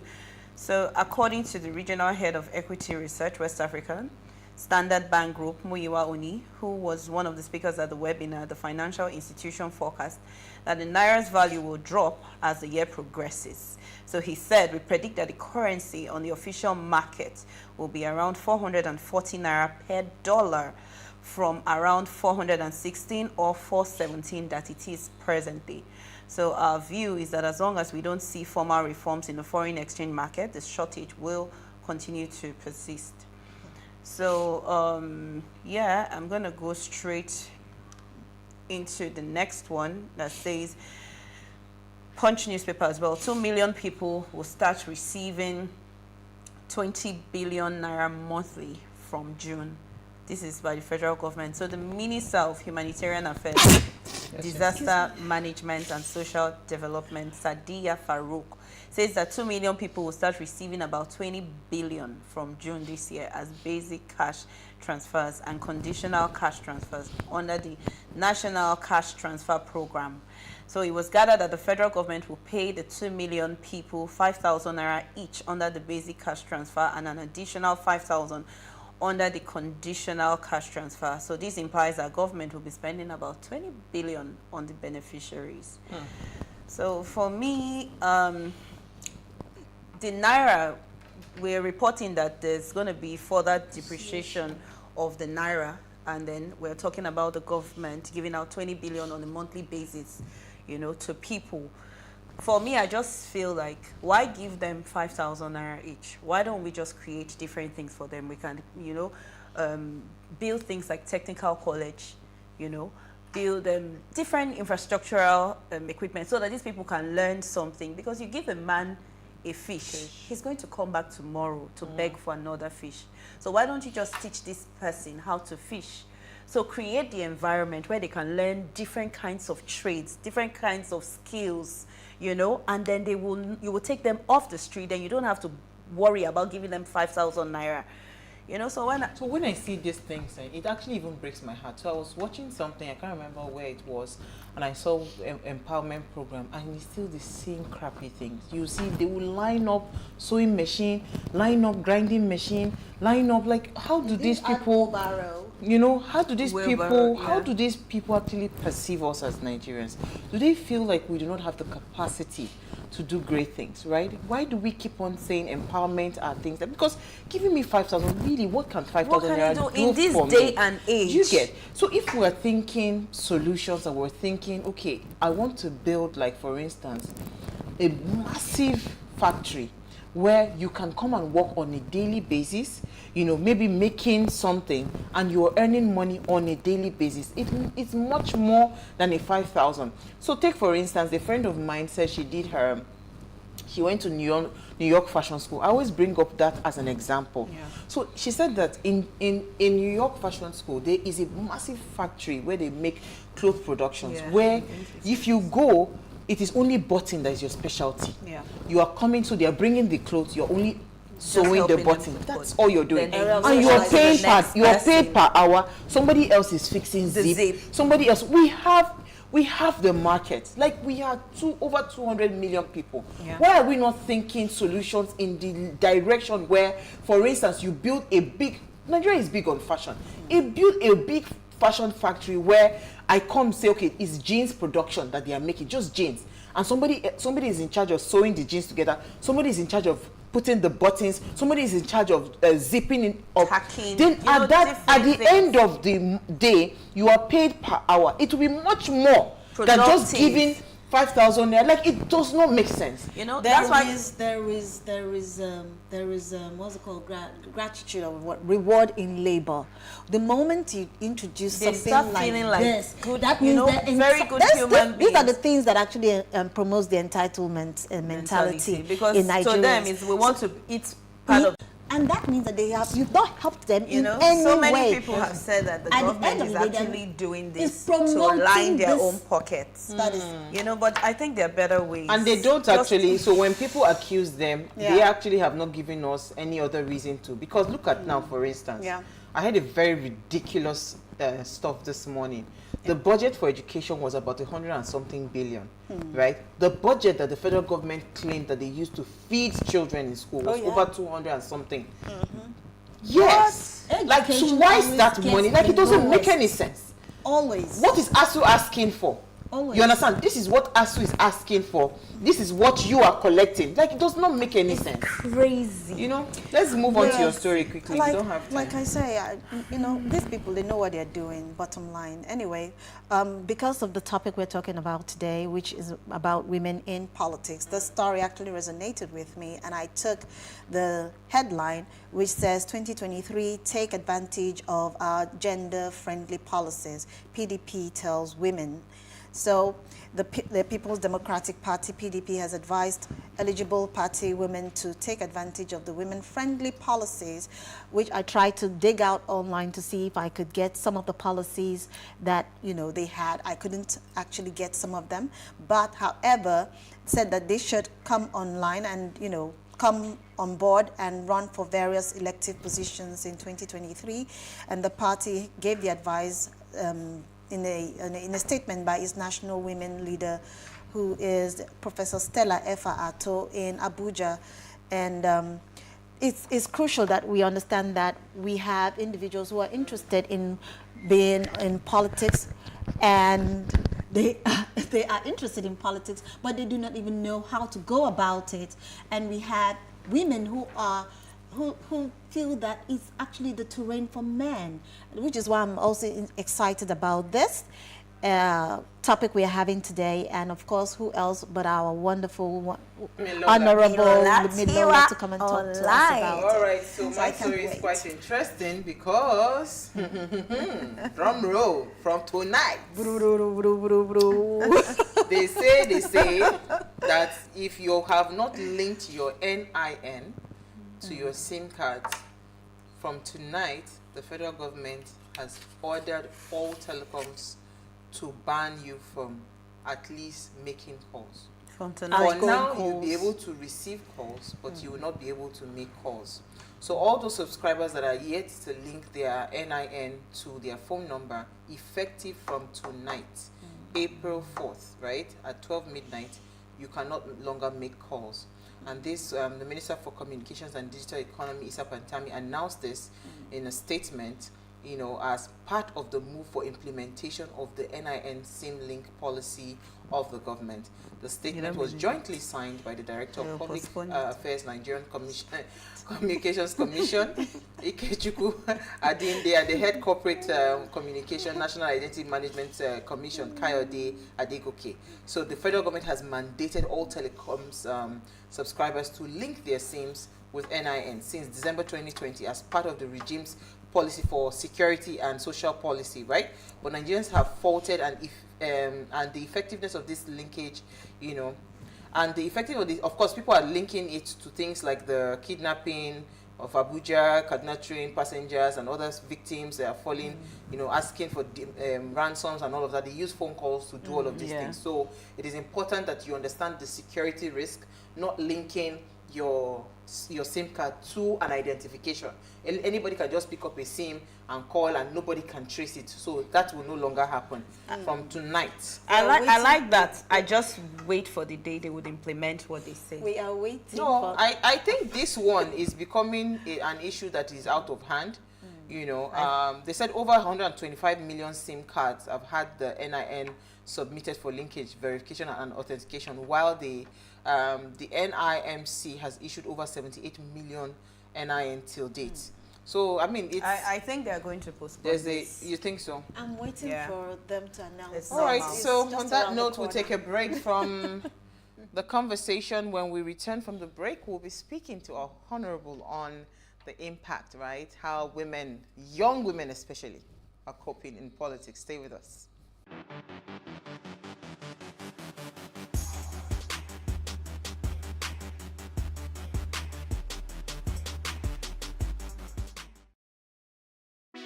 Hey, what's up, guys? You're welcome to another edition of Plus Event, and I remain your host, Ifeoluwa Oshuke.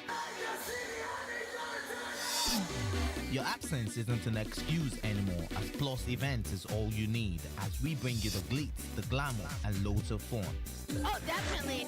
No question. He's a living legend.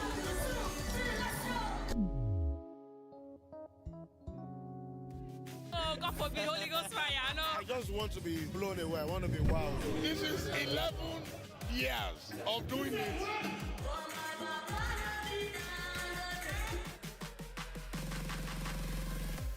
I'm surrounded by so much positivity. No, it's okay. Yo, what's up, my people? It's your boy Starboy Terry. You're watching Plus Event on Plus TV. Stay glued to Plus TV Africa every Saturday and Sunday, 4:30 p.m. West African time.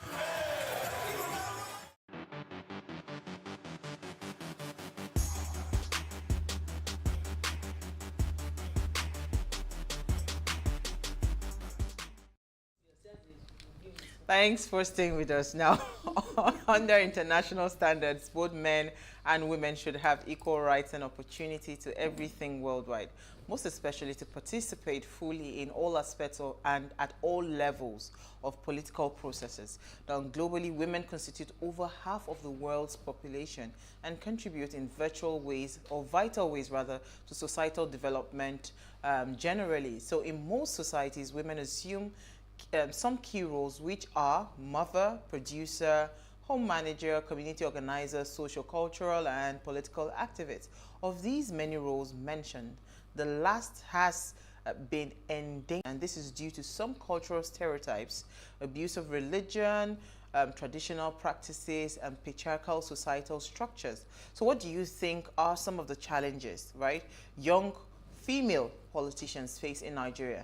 Now, please let us hear what you have to say. Remember, you can join the conversation. Send us an SMS or WhatsApp to 081-803-84663. You can also tweet at us at Wayshow Africa1 with the hashtag Wayshow. So I was going to bring in Milola in a minute, but I just wanted to hear your thoughts, because for me, when I see this topic, I think it's a double whammy. First of all, you are a woman, right? And then you are now young. They are two different things, because it's one thing for you to be a woman in politics. It's another thing for you to be a young person in politics. I mean, I'm quite impressed with the crop of people that are coming out this 2023 elections. I mean, just on Saturday, GRV has declared that he's going for governorship in Lagos. Banky W also came out. He's going for House of Representatives. You know, so we're seeing a crop of young people coming out. Usually when I see guys declare, there's no really, you don't get the, you know, like, but if a woman comes out and the woman is now young again, it's like a double. Like, what are you doing there? Yeah, what are you doing there? But let me hear your thoughts. What are your thoughts on this topic? I think basically it's a cultural thing. We believe that the space is for men, but with the crop of people that are coming up, especially young women who are politically aware now compared to how it was before, we have seen women wake up to to take their place in politics. Very friendly one for women, most especially someone from the younger demography, so it becomes more difficult for them. So I think they have a lot of issues they deal with, which we need to start to speak up, you know, about, so that we can start taking care of them, tackling them one after the other. So when they see that you're a woman, like we said, it's a problem. And then when they see that you're a younger woman, that's like a double problem. It's double problem, double jeopardy. So yeah, so what it is they now lack public support. So people are like, you're young, you're a woman, you don't have sense. You can't have sense. Then we have factors that affect them. Or you have someone who is sponsoring you. You have a sugar daddy, you know, so they see it for the men, it's like you have a godfather. But when you are a woman in politics, you have there's a man bankrolling your another godfather. It's a godfather, but this time they remove the god and put the sugar. You know, so then we have factors affecting it, like religion. So there are so many religions that will not allow their women to speak up. How much more to go for, you know, a political position? We have, you know, like lack of support. So they also have lack of financial support. So all these things begin to affect the women and makes it very difficult for them to come out. I hate it when I hear people say that you're young. Just wait. It's not your turn yet, because I mean there are much more people waiting and all of that. Waiting if the person is qualified, you know. I mean, some of these people that are leaders now, they were heads of state when they were in their 30s, right? So why can't we start to push for more people in their 30s, you know, to occupy such positions, right?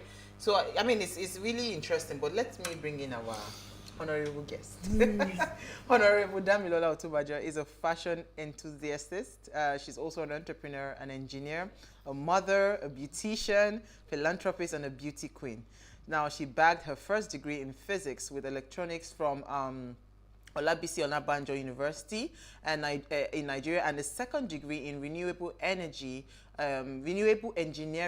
from Kingston University in London. She has worked with Lagos State Government under the Ministry of Energy and Mineral Resources and drove novel power projects in the renewable energy space, such as creating the research and development unit in the ministry, designing and developing the first solar water pump project at the Lagos State Electricity Board before joining the agency to head the solar department, where she was in charge of the operation and maintenance of Lagos Solar, a project initiated by the Lagos State government with counter-funding from the DFID. Upon serving the government for some years, she went into private business sector, driving a fashion and lifestyle business called the Milola Group. Here, she focuses on fashion beauty products for women and all class and color. Milola Signature, Milola Casual, Milola Luxe, caters to women apparel, serving all women clothing. Milola Glow, Milola Scent, Milola Hair Care, Milola Spa offers beauty and product services for women. Her passion for young people led her into founding the Pink Dove Charitable Initiative, an NGO that is touching lives and driving social economic change for over 14 years. Now, she's a mom of 2 adorable daughters and believes strongly in pursuing her dream. And that is why we have brought her here. In case you did not know, let me reintroduce our co-host. She's not a small woman. It is the passion that she has that also brought her to be part of the co-anchors on Ways, and we are really truly honored, to have very powerful women. One day I will read out Mani and Isi's profile for you too. We have very powerful women on our show, and we are really happy, and we are very supportive, 100% behind you, Honorable Milola. Thank you so much for joining us as our guest today. Let's clap for her. You know, as you're reading the profile, I was just smiling. Okay. I've done this. Okay. And you're going it's a pleasure to being here. It's an amazing thing to sit on the hot chair. Today I'm a guest. Yes. Yeah. And every other time I'm a co-host. Yeah. It's interesting to wear many hats. It's interesting to switch roles and perform beautifully at every one of them. So absolutely. So we're hit me. Yeah, we're here with you. So let's hit the ground running, because I remember when you spoke with me about the dream for going into politics and all of that. I mean, you're different, because you're somebody that has, you've actually tested a lot of things, and for you see your state, for instance, as something that you believe that there are so many resources that are there that you just need the right minds to be able to extract and take it on a global stage. But there is always this thing that comes whenever somebody says they want to come out for positions of elective offices, right? And for you, it's a double whammy, right? You are a young woman. I mean, you are a woman, first of all, and you are then young on it. Am I really young? Yes, you are. Okay. You are young, actually. I mean, if you compare yourself to the crop of people that we see as, female politicians. Female politicians. Yeah. I mean, there are lots of... I'm not in politics. I'm just 37. I can't be thinking of politics now. It's not possible. I don't even think I can actually have the liver to run for any... Maybe probably an appointment. But say I will go and be shouting... I don't think I have that energy. But let's understand how the journey has been so far, since the intention, and how has it been the reception, especially being that you are a woman and you are young. Wow, it's an interesting experience for me, and I did a lot of mental preparation before I went into it. When people see me come out running for office, they wonder, you were doing fashion, you want to run for office. I mean, what's the connection? But those that are close to me long enough, that have been in my space for years, know that it's not a whim. I didn't just jump at it out of the blues, out of desperation, out of survival.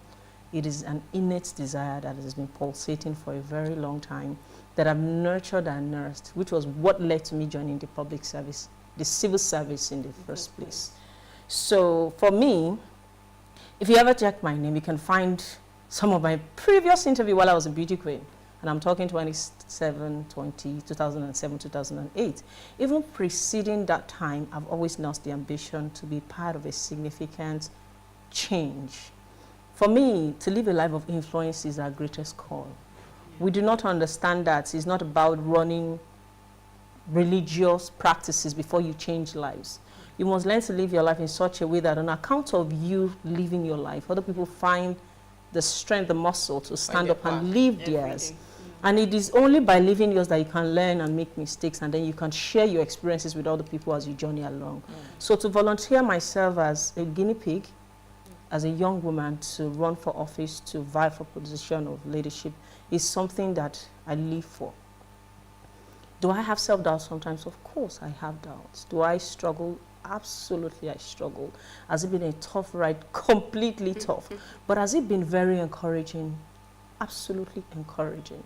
If there's anything that keeps me going, is I can't fail because other people are watching me to succeed, not because they're watching me to fail. A lot of people are very cynical, very pessimistic with their snide remarks. You understand that they're projecting on you the possibilities they see for themselves, and you don't take ownership of those remarks. The world is a mirror. People only see you as they are. So when I hear people say some things that are very inappropriate, I just take pity upon them, particularly from the women.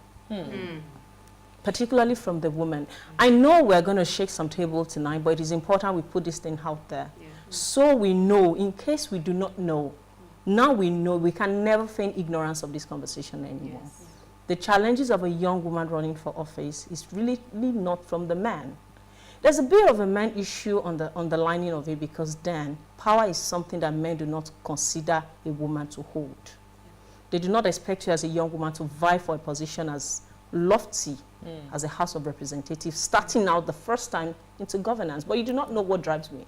You do not know my mission, my vision that influences my decision and my action. How dare you tell me what I can do? Just because you don't see it possible for yourself does not mean you should scorn me for taking this step. I'd rather fail at doing something I love than succeed at doing mediocre.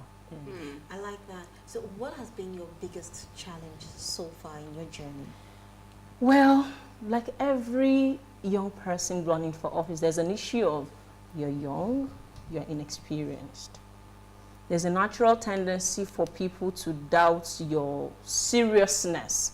I remember I had a chat with one of my chieftain, and he said to me, I don't want to speak Yoruba, I would have used his word. Do you really want to do this thing, or are you just testing water? Really? Do you really want to run for office, or are you just seeking popularity? Do you really want to win, or are you looking for an appointment? But Mulola, you cannot take away the fact that when it comes to people that are coming out to say they want to run for political offices, a lot of people actually are in that box, where they are seeking popularity, seeking relevance, so that eventually they settle for an appointment, a political appointment. So you can't, I mean, it's a valid very, very valid, yes. But it goes to the heart of the matter that makes people think that there's a bit of a self-doubt that comes with that question. And there's the need of checking you to be sure.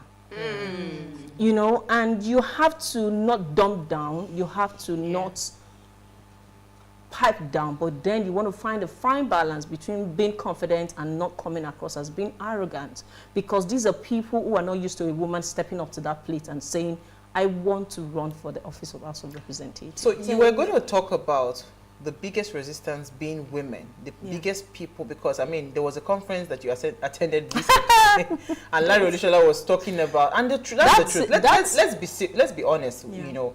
Women are, we keep on saying women support women, but I don't see that happening, because women were our biggest, you know, although our own generation of women were changing things, right? We are comfortable, yes, we are comfortable seeing every other person's another success. queen's crown. Yes, go ahead, Milola. You touch on something that I would like to share without trying to sound like I'm attacking anybody, but we need to do better as women. Larry Olushola said it and it was spot on. Women compete with women.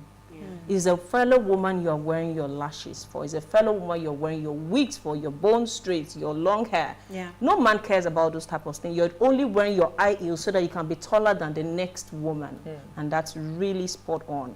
And I realized that women do not do enough for women, particularly a woman that can be considered a threat, or a woman that can be seen to have a bit of brightness and a lot of prospects. There's a bit of fear and intimidation from a fellow woman when you see a young, beautiful woman stepping up to that plate. Do I then not show up in my grandest ideal just because I do not want you to feel inadequate? Intimidated. There's always the issue of, and I see women say women empowerment, women empowerment, women empowerment. The only women really empowerment are the women that are the downtrodden and the ones that are the low-class women. We need to empower a woman like yourself. We should be comfortable. And I think that, for me, because I know who I am, the Bible says, know thyself and to thyself be true. There's a common wound amongst we women. What is responsible for some of this inadequacy or sense of inadequacies, largely because of a lot of undiscovered issues within us. We share a common wound as women. So that's why we can relate with each other's struggle. That's why you can pick a vibe of another woman, whether it's positive or negative, because we are all connected. We're all from the same space. We all share the same struggle and the same worry. And you know what you did to scale. So you understand this is the part she's going to have to toe. And somehow a part of you is saying, no, I'm not going to have as a competition. And then you start to get a lot of vibe. Vibe speaks louder than words. Absolutely. Okay, on that note, let's take a break. We'll take a break. When we come back from the break, we'll continue this amazing chat. Stay with us. We'll be right back.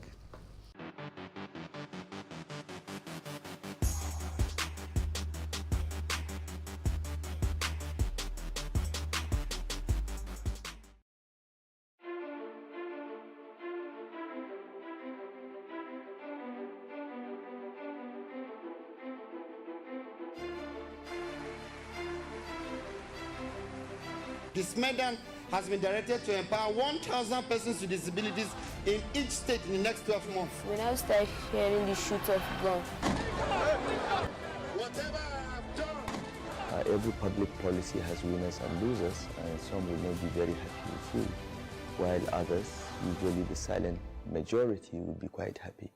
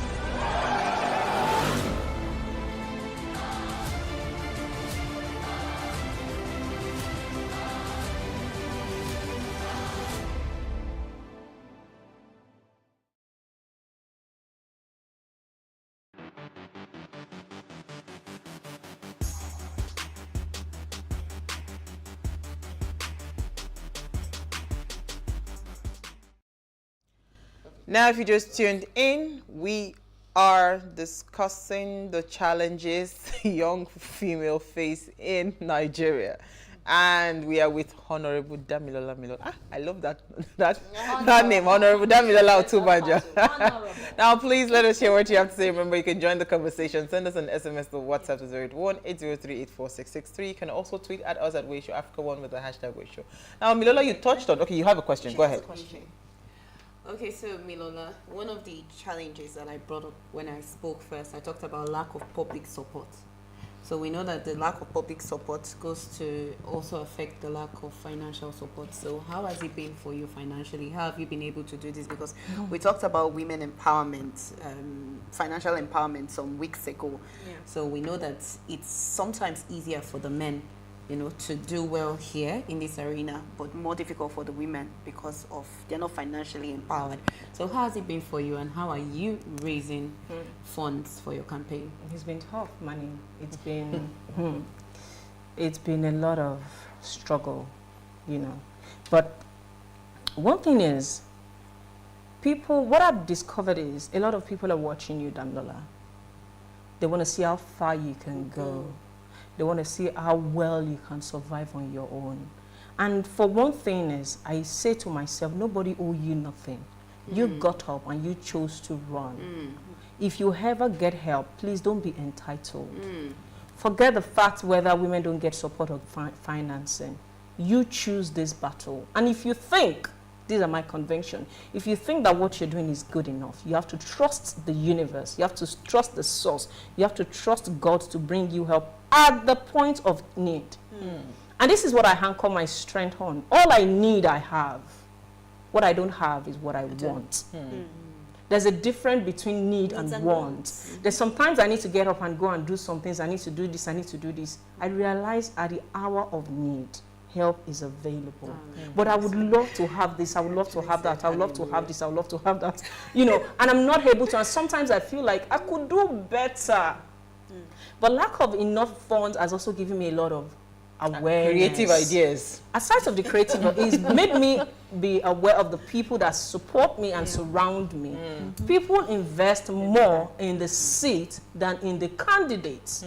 People fund a candidate, they don't fund an aspirant. You hear people say things like, go and secure your ticket first and then we can bring you the money. How do I stand a chance to secure a ticket if I do not get the necessary funding? Milola, I just want to add now, you know, like when you said everything, you said what I need, I have, what I don't need. I actually said hallelujah. That just actually sounds like a testimony. But what I'm going to do is, I believe in you. I heard what you just said. People fund the candidate. So they're not fund the position. The position, not the candidate. So they're not looking at you.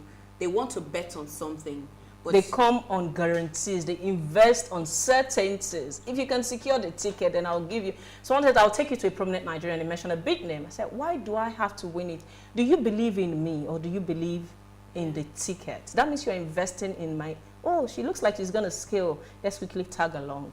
You want people to invest in you But then, like I said, God has been gracious. And I believe that my passion, my desire, my commitment, and my dedication has seen me through.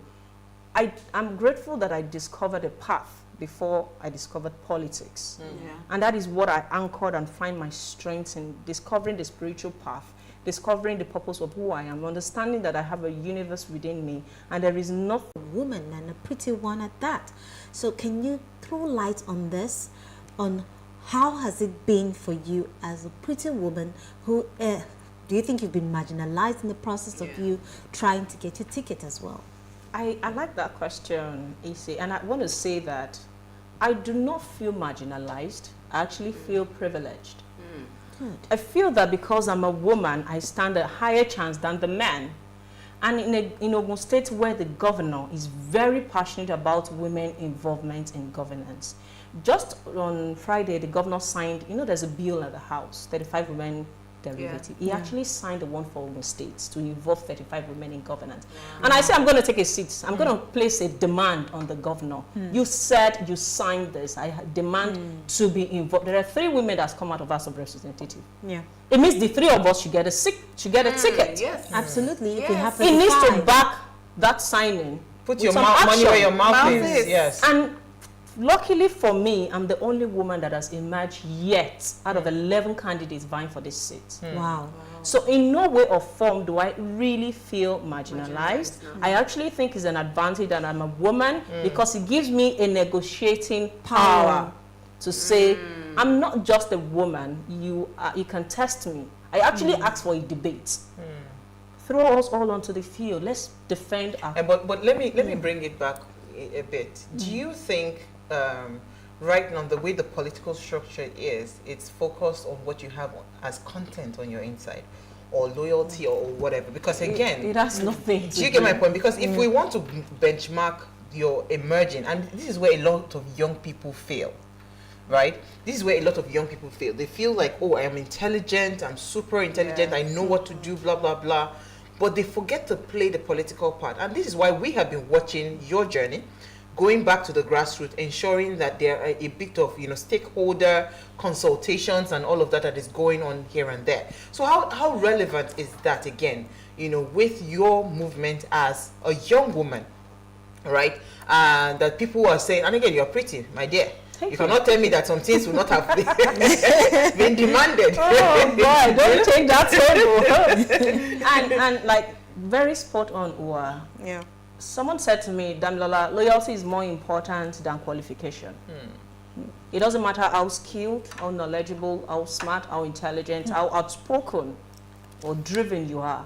They check how loyal are you to your people, how loyal are you to the party. The party is going to back you up. You have to be kind to the party for the party to be kind to you. And you already know what that means. It takes a lot of dough to muscle, to prove loyalty.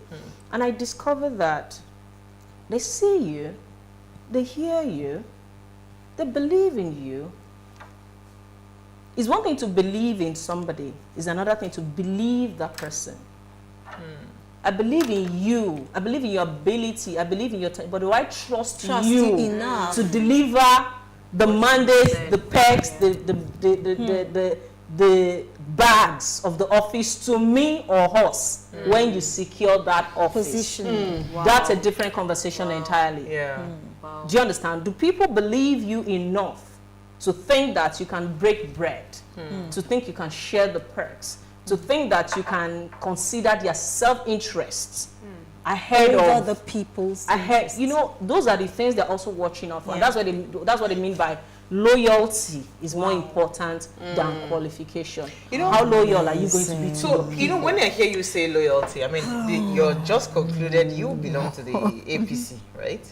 The just concluded convention. I mean, there were 3 candidates, I believe, that were very strong for the position of the national youth leader. Of course, my friend Dayo Israel emerged as the national leader. But there was a strong candidate as well. I mean, I hear she's super intelligent. She's, you know, she's young. She's what's her name again? Risola Abiola, right? She's the daughter of late Abiola. She's super intelligent, everything and all of that. But I can bet you for free that, you know, if a position comes up, right, and Milola is put side by side with a young man, right, why would they always come back? What are we not getting right as women and again as young people? Why would they continue to, you know, believe more in a male candidate than a female candidate? Yeah. Without a doubt, there's a lot of programming going right there with that. Yeah. There's a lot of programming to believe that the man is the head and the woman is the neck or the support system. Our men struggle to give power to women because in the past, some women have actually not tried with the position they've been given. Yeah. There's been a lot of abuse and it's shut the door. Men too have failed, Milola. But in terms of the number of women that have been given a chance to represent the interest of the female folk, they use them as a benchmark to judge the rest of us. Sure. And now, aside of that issue of women not doing right, there's an intrinsic check in the minds of men when a woman is going to vie for a position that they consider reserved for men. And they do not want to surrender the custody of authority to a young woman to hold such position because there's an hierarchy in politics. Sure. No, but and you will take a position when you have a particular role. So, Milola, do you think our emotions have anything to do with it? You know why I say so? They would pick a Dio Israel, for instance, as suppose a Risola Abiola to become the youth leader for APC, right? Because they believe that emotional intelligence is possible, that the Israel will be able to manage all stakeholders better than a woman that is we are all worked up. Do you think our emotions has anything to do with, I mean, that plays out all the time when a decision is put before, you know, people, and it has to be both from a man or a woman, and they always go back to picking a man? Do you think so? I do not think so. Women are emotionally intelligent, emotionally stable. True. The things we manage, the things we wrestle, the things we juggle is proof that we are very, very competent and up to the task. Yeah. It has nothing to do with us. It has nothing to do with the man. It has everything to do with the structure, the culture, the programming of past. And another thing, because I'm a student on the spiritual path who understands that we've been here many times before now, there's a baggage and a residue that affects our current level of performance that constantly remind you of the limitations of this present life and of the past. We need to look beyond the veil. We need to peek deeper and understand what really is going on. Before we can change, we have to stop, we have to analyze, we have to take a risk, and we have to take chances. Once we start to break and touch on those points, then we start to see that women are actually as equally equipped with the same emotions running in both male and female. Without anybody not still having struggles and excesses. We all have struggles, we all have strengths, we all have weaknesses, irrespective of this physical body. And we need to start to look at human being beyond the veil, beyond the covering, beyond the outfit, beyond the apparel, beyond the skin, and understand that we are both male and female, because sometimes I feel my male energy is so strong that it drives under even my female gene. So it has nothing to do with how feminine or how masculine I am. I agree with you. Okay, let's take some comments. Okay. So before we take one, can I just ask one quick one? We are running out of time. What about, they say women are not able to go for night meetings, that's one of the things that actually keeps women from actually participating in politics. So Milola, how have you been coping with the midnight meetings? I haven't had a lot of that. It can only become more intensified as the race progresses. And trust me, it's a challenge. We have to face and be realistic with the challenges that women have to have been confronted with. And you would have to make a lot of effort. For someone that is very nocturnal, I'm a night owl. I function most at night. I will probably not have any issues staying up. I remember when we were at the convention, I was up till 6:30 a.m. in the morning before I left the convention ground. Yes, and what were we doing? Observing. There was nothing we were doing but looking at the whole activity. There was even no election anyways. So we just sat there and sat and sat And some looked. more. And I looked. realized a lot of redundancy in the number of hours of engagement. There's no much productivity. So many a time the meetings are nothing but a lot of fun moments and gist time. Okay. The quality work that goes into it is so small. You can have a situation where you get to wait for hours to have a meeting, and the meeting is just for 5 seconds. minutes. So you're waiting, you're not meeting. They are a totally different thing. Wow. So it takes a lot of mental preparedness and understanding that there's a price to pay. You cannot expect, and don't say that I'm a woman, I have to close. That's why they say you should not come there. Exactly. So you have to be prepared You for have it. to be prepared for what you're How about asking the toasters? for. Are you prepared for them? Well, as a fine woman, we cannot not talk about that. you have to understand that one thing that I struggle with though, and until recently I said, the Bible says the gift of a man will make way for him. One of the gifts God has given me is beauty. Yeah. But he has done more than that. He has given me a brain, even though I say so myself. Oh, you have that brain. And I've right. made effort to make sure that I constantly improve on myself so that I can show that I have more to offer beyond my physical being. being. My beauty has opened doors, but it has stand in the way of me getting in. It has. I've had to walk away from some conversation because I just look at it. It's not because I'm a saint. It's not because I'm not interested. I just look at the terms of engagement and I say, I'm never going to touch this. Let's be involved as individuals. Let's work as people. If I'm game, I'm game. Never because of a condition. I will refuse any negotiation that is based on, I can help you, but it totally switches me off. And it makes me really, really inappropriate in my conduct and my manner. And I will tell you that I'm not interested. Forget it. I have learned enough about myself. I've achieved enough with my life to know that the beauty is a gift. It's not a curse. Yes. And I should not abuse it. I should tame the horse. You know, when you sit on a horse, the horse wants to run wild. It wants to run all over the place, but you need to maintain the rein and tame that horse. We women need to master how to tame our beauty and make it convenient and comfortable for other beautiful women to jump in. Hallelujah! I have to say my own out loud. Let's take some comments. Okay, mine says, good evening, beautiful ladies. Wow, what a conversation. I wish Milola the best in her. In her, I see confidence, strength, and zeal. I hope she also mentors the younger ones to be confident and bold to speak wherever they are. Thumbs up, ladies. Yuri from Gombe State. Thank you, Yuri. Okay, so good evening, my dear beautiful sisters of What Are You Saying Ways. I do not think it is fair for women to be put aside and be relegated to the background when it comes to occupying positions of office in Nigeria. What stops a woman for a change from being the president of Nigeria? Is it a bad thing? Thank you. I God believe bless in the you. statement that says that what a man can do, a woman can do even better. Absolutely. Sister Damilola, nice one. Thank you. Congratulations to you and thumbs up to you. Please, I need a favor from you ladies. My mom is in the United Kingdom and I told her about the program Ways. Please let me know the channel she can watch it because she's very much interested. In Nigeria, the channel is 408 Plus TV. So what about the channel? Okay, so I think, Daniel, send the link. You will need to just go on YouTube. Yes, PlusTvAfrica Lifestyle. She can always link up. People are watching us from the UK.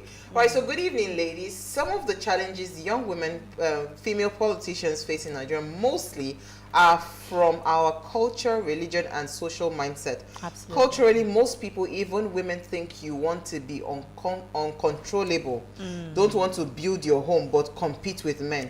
Forgetting you've been with men in school and marketplaces, excelled more than most of the men, then why should you be limited and talked down on?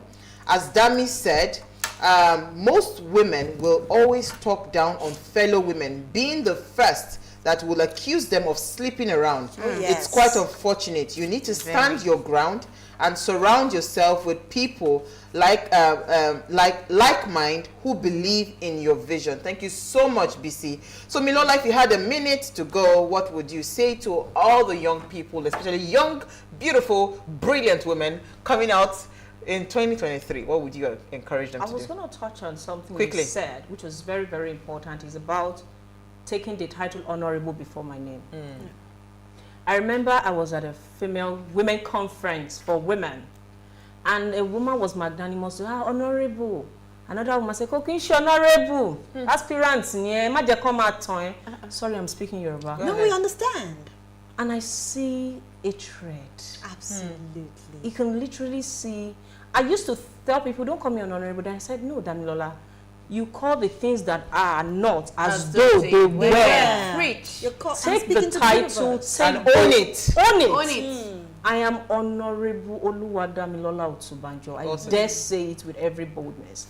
Women are a very interesting species, and I want to say, just to wrap up, just like you said, do not let people scorn your dream, and do not even stand in your own way. Because it is one thing for somebody to project negativity on you, it's another thing for you to catch on that virus. And imbibe it. Take ownership of your life, take ownership of your mental space. You need a lot of self-awareness, a lot of journeying inside.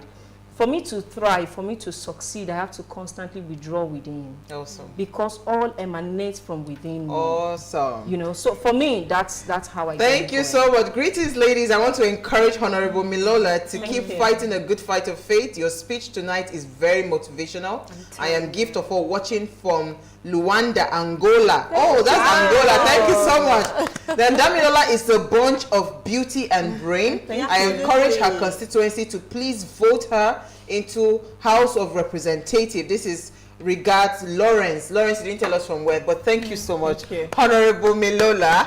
We will continue to project our very own. See, because she is not just, you know, beautiful, she is brilliant, and she has very beautiful vision for her constituency. So we need to start giving the tickets to the right people. Thank you so much, Honorable. We are super proud of you, and we know this is only the beginning. That's awesome. it. All right, thank you, Manny. Thank you, Isi. We had a fantastic conversation. Now, before we go, ensure you follow us on Instagram at PlusTvAfrica. You can interact with us further, drop a comment, and more importantly, follow all our engagements on social media, like, share, invite your families and friends to watch and follow the conversation. Now, if you missed tonight's quote, here it is again.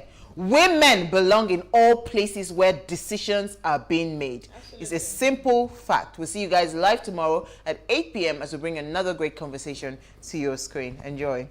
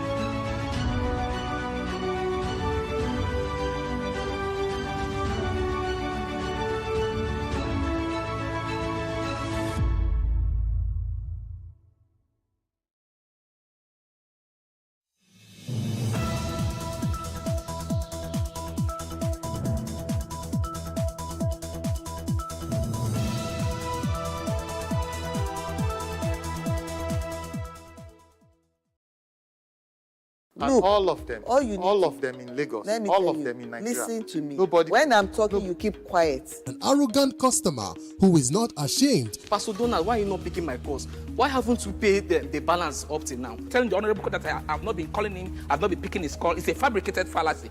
He did this just to debase me.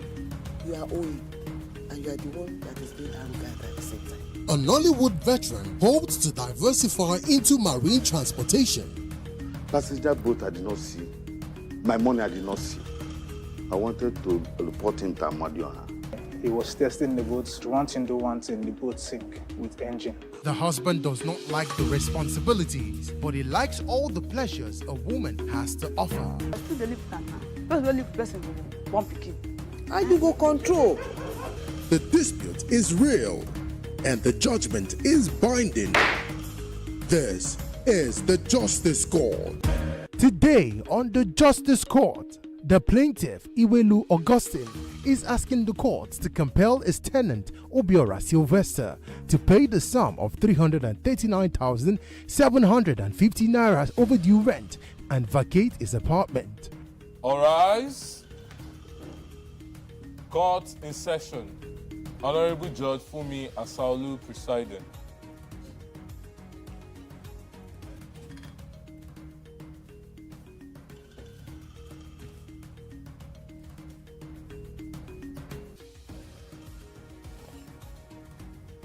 Please be seated. Your Honor, this case is between Augustine and Sylvester. That is one of them. Thank you. Why are you here? Okay, ma'am. Mr. Sylvester has been my tenant for about 3 months now, and he has refused to pay my rent as at when due. Each time I complain, I meet him for my rent. Is that he tells me the economy is hard, he has businesses, he has school fees to pay, all this and all that. So I went as far as meeting his the person that's witness for him on this agreement. We had several meetings, and the last one we had was about August last year, which he agreed to pay me by December. So I allowed him to do the calculation based on his own standard. He's agreed his calculation, the balance was 339,750 naira, which I have the screenshot on my phone. So when he got to December, I met him to pay. He said he doesn't have that. I took him, that I've already taken him to the justice court, that whatever I want to do, I should do that. When we get to the court, that the court will be adjourned, and at the end of the day, I will have to settle it outside, and probably will pay me for 5,000, in short, at his own will. And I was so weak. That's why I'm really here.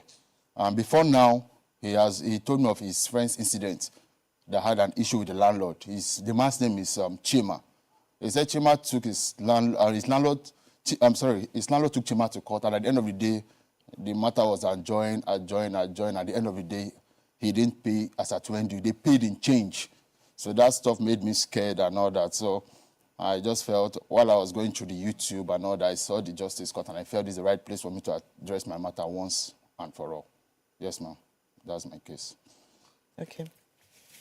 Go ahead. Respond to what he has to say. Okay.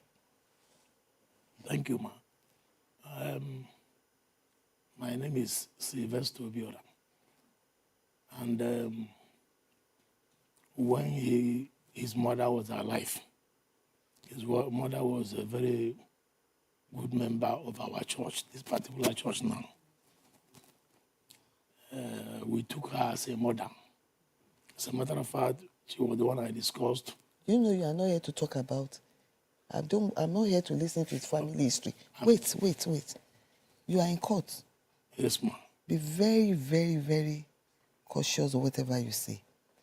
The reason why you are in court, you know what it's about. Okay, ma'am. And that's what I want you to strictly address. Okay, ma'am. Your Honor, ma'am. Okay. Now, the very day I came for that apartment with a man called John, he never opened the gate for me to see the apartment, even before I made payment. And when the apartment was later on, maybe next week or whatever, opened, the house was decayed. Let me ask a question. Are you a tenant in that premises? There was no tenant. The house was abandoned. Did you become a tenant in that house? There was no tenant in that house before I came. I'm asking you. I'm not asking. You have to listen. Just calm down and listen to my questions. Okay, ma. Because when I'm asking you A, we are talking about D. Sorry, ma. Do you understand? Yes, ma. So you already have your, I don't know, mindset of what you want to say in court. I don't have anything against that. But when I ask my question, I want you to patiently listen to me and address my question. I said, were you a tenant in that premises? Yes, ma'am. When did you become a tenant in that premises? I was getting to 3 years now. 3 years, okay. Are you a yearly tenant? Do you pay yearly? Yes, ma'am. Okay. So when was the last time you paid rent? Well, that was last year. This last year, I supposed to have balancing about 50-something thousand. Okay, you've paid part of it, but you've not completed payment. About 50-something thousand. Is that correct? Not true, ma. What's the position? What's your own position on it? He pays me as at when due, sometimes 10,000, 50, 20, and all that. So I can't really say he paid a complete year. Because when he paid... By your own calculation, how much is outstanding? 56, you said? It's not 56. The total money, 250, but I paid 19 something. That was last year. 19 something. So the figure should be about 50-something thousand. That you are yet to pay? Yes. So he's claiming that by his own record, he's owing you 56,000 naira. It's not true. In respect of the last rent he ought to have paid to you. And I asked you, by your own calculation, how much is outstanding? 339,750 naira. Okay. Now, I need proof. But, Mommy, Your Honor, this house, I spent more than almost 2 years' money to repay it because he didn't open the house for me to see. The plaintiff, Iwelu Augustine, alleges that Obiora Sylvester has been defaulting on his rent payment and boasting that frequent court adjournments will frustrate the case if he was sued to recover what he owes. The defendant, Obiora Sylvester, claims the apartment was in a state of disrepair when he moved in and had to spend huge sums of money on repairs. Judge Fumi wades into this matter. Now let me get your story right. When you paid, what happened? Apart from payment, the money I used to repair this house was damaged. He did not open the gate when I came the first day to see the nature of this house. Before you made payment? Yes. And when I came in, I now stand pending. Wait. Let me tell you the way it ought to be. Let me tell you. Just wait, I'll come back to that and explain it to me. If you pay rent for a premises without citing what you want to use your hard-earned money to pay for, whose fault is that? And after making that... No, so now wait. After you made that payment and you stepped into the house and you saw the state of the house, you had 3 options. First, demand for your money. 2, if you want to spend your money in the premises, sit down and have an agreement with them. And you put it in writing, both parties sign. And you tell them that that money will be deducted from your subsequent rent. That's what everybody does. Then the 3rd option is take it as it is. You spend your money on the premises and you decide to live in it by that. And when you are leaving, you pack your stuff and you leave. That means you have taken it as it is. So these are the 3 options that is generally, basically open for any reasonable person to take position on. Either you reject the premises entirely and you tell the agent, I want my money by all means. you get your money back. Or you sit the agent down, you tell the landlord, have your own quotation of repairs to be made on the house. At times they would demand that they want to bring in their own person to give you the breakdown as well. You compare notes. At the end of the day, you agree on a figure. Then you drop an agreement. You both sign that the money will be deducted from your subsequent rent.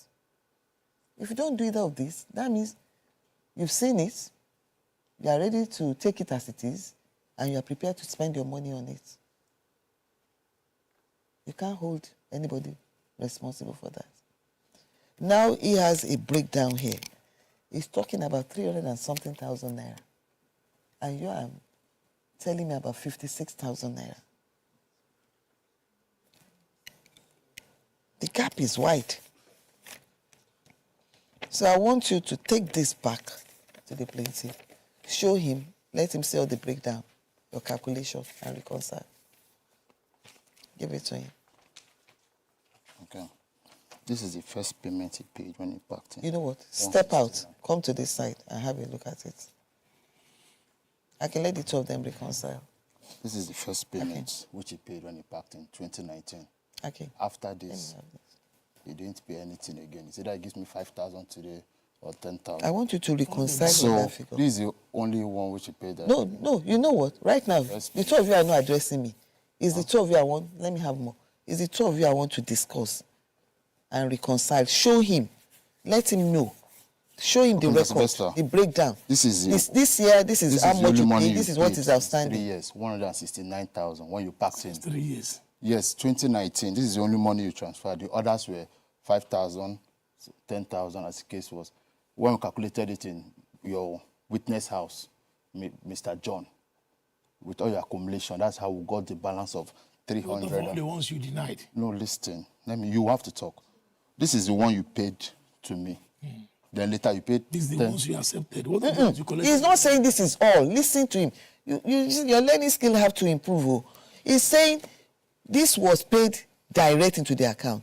There are others you made payment of like 5, 10. I mean, that's what I can hear. I'm not standing there. And he said you had somebody that was there, that they reconciled account together. But what I expect you to even ask him is like, okay, now this is 169. The one you are claiming I further paid to you by installment of 5 and, those various sums. How much is that? That's what you should ask first. Add it to that. Then you now be talking about the balance. That's where you have the disagreement over. Your Honor. Yes, please. Sorry to say it before this court. This young man, I'm disappointed. There's no young man in court here. You are age mates. This man. Do you understand? Before the court, there's equality before the law. Go back to your box. Go back to your dock. This is my landlord before the court. I'm sorry that in a year, 365 days, I don't think whether that 5 days inside he can speak truth in that 5 days. You are insulting him. The truth. And if he decides to insult you back, how will you Mommy, feel? that is the truth. You don't understand. If anything at all, let me tell you, because it's very easy for you to say somebody is lying. You that you are talking, you have nothing on you. He is even the one helping you. If he did not bring this, and you don't have any proof before the court that you have paid a dime, the court will award judgment for everything against you. So, in what way is he not saying the truth? He's saying, look, ordinarily, this is what somebody that is not honest or truthful will present before the court. All these other 5,000 and co that you paid into his account, or you gave to him, that were not paid into the account, a crook will not accept to have collected it from you because he knows you cannot prove it, that he collected that sum.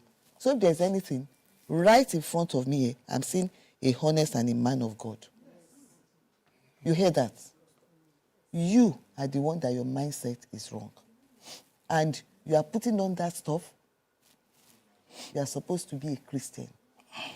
If there's anything at all, you should be happy that you have somebody before you that is even admitting to have collected money that you cannot prove you gave to him. So, what is your stand? You are claiming you have paid money. You cannot prove you have paid money to that person. Despite that other person saying, you paid me. And you are saying there's no truth in that person's mouth. What is the basis? Your Honor, this last year, he was talking. I have with me the whole money that I gave him that list. What? This last year now. Speak out. I can't hear you. This last year. Okay. All the money that I gave to him, I recorded them down because... Let me have it. I requested for it. So why are you wasting the time of the court since?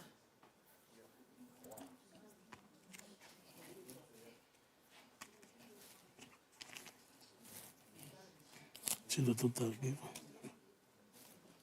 Only This is the total. You know what? Step out there and let him show it to you, just the way he did now. Okay, ma. This, the record, 195,750. The money gave to you last year. The money you gave to me, 195,750. Yes. Was that you gave to me last year? Actually, I can't really vet all this, my lord. But if we add this to, it's not up to 3 years' rent. If we add what he's claiming. Let's even assume that you collected all the money here, 5 plus and you this and collected this, it's still not up to 3 years' rent. So now, do you want us to take it that you actually collected this? I know, ma. How much is that? it? Forgery, ma. 195. Plus 196. 370 something. Minus 750,000. How much is the total rent? 750,000, my lord. I think it's even more than what I'm even asking. 50,000 you collected from filling station. Where is the money? The what? My lord. How much is that? I don't. 50,000 you collected from Conway. My lord, I've not assessed. Why did you write it there? You didn't write those ones. It's not in this place now. Why didn't you write I've it? not assessed what last year own. I've not even assessed. You are supposed to compile everything. When you are coming to court, you come with evidence. You don't come here and talk. You see with the way you printed. I'm glad you have that there. But why didn't you complete it? And for you, he said he gave you one where? Which filling station or where did you say? Conway. Did you collect money there? Can you remember the sum? My lord, I collected 50,000 at Code Oil. Why I said is the 50,000 here? Why I said I want to accept it, my lord, is because what you wrote here, I've not been able to look at them, but they are off. Most of them are not true. This is what we accepted with John now. This is what you accepted with John. That John, you said you brought as my middleman. This is what you accepted with him now. Who brought John as a middleman? No, John. Who is John? Is his witness. John brought him to me. You are the one that brought John as my witness. Sir, this is the agreement, please. Let me have a look at the agreement. Please. This is John as my and this is witness. John, please show my lord. You remember the kind of this thing when it was signed? The size of pressure that. Let me wait. This is an agreement. Every agreement you have signature of the landlord and signature of the tenant. So, who is John to you? John is a friend of his family. Okay. Then. How did you meet him? I knew him from the church. From the church? Yes. Okay. Because what I have here. And everything, so Your Honor, everything you want to do, he will tell you that John has been with the family, with the mother for over 20 years. So if John is not involved, even while he want to sell property, he will say, John, if you do not call John, that there will be no business. Okay. Because John witnessed for you. And one Chimamadi Emmanuel witnessed for him. You have something to say? What is that? Your Honor, he doesn't, let me say, he comes often and on to collect money from my house. Whether he's passing road or anywhere, you understand it? So to record it, I was dealing on trust with. That's what I'm telling you. Subsequently, you've made all this mistake now. if actually you made the mistake. But subsequently, it's not done that way. It doesn't even have to be tenancy issue. You make payment for anything. If you don't get receipts, make sure you have evidence of payments.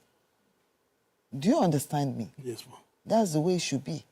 Because if you can't prove that you've made such payments, it will be taken that you have never made that payment. I made a mistake, ma'am. All right. I'll come back to that. So what's the second issue? NEPA bill. You raised the issue of NEPA bill, so I want you to address me on that. When I came there, I never knew he was not paying NEPA for many years. So there was no NEPA not like there. And I went to NEPA to know how I would get light, because I was calling him. He said I should go and settle with them. When the NEPA people were calling him to come because he was owing them close to 300,000. How much? 200, added 200 is something that he was owing them. He refused to come. He said I should tell the people that he traveled. Why he was here. And you told the NEPA that? I can't lie for him now. So what happened? Then I even the water he's supposed to put for me there, I spent over 50,000 in his hand, not that I called a worker outside, in his own hand, to put water for myself. I spent about 400,000 before NEPA give me light there. Give me proof. Oh, wow. Why I don't have the proof is that the first one I paid, the letter came and cut and carried the wire and go. I now have to go in that one. This one, there's no record for that one again. The first one that had record, where is it? So that I'll be sure you are not telling lies. It will be in my bill, NEPA bill.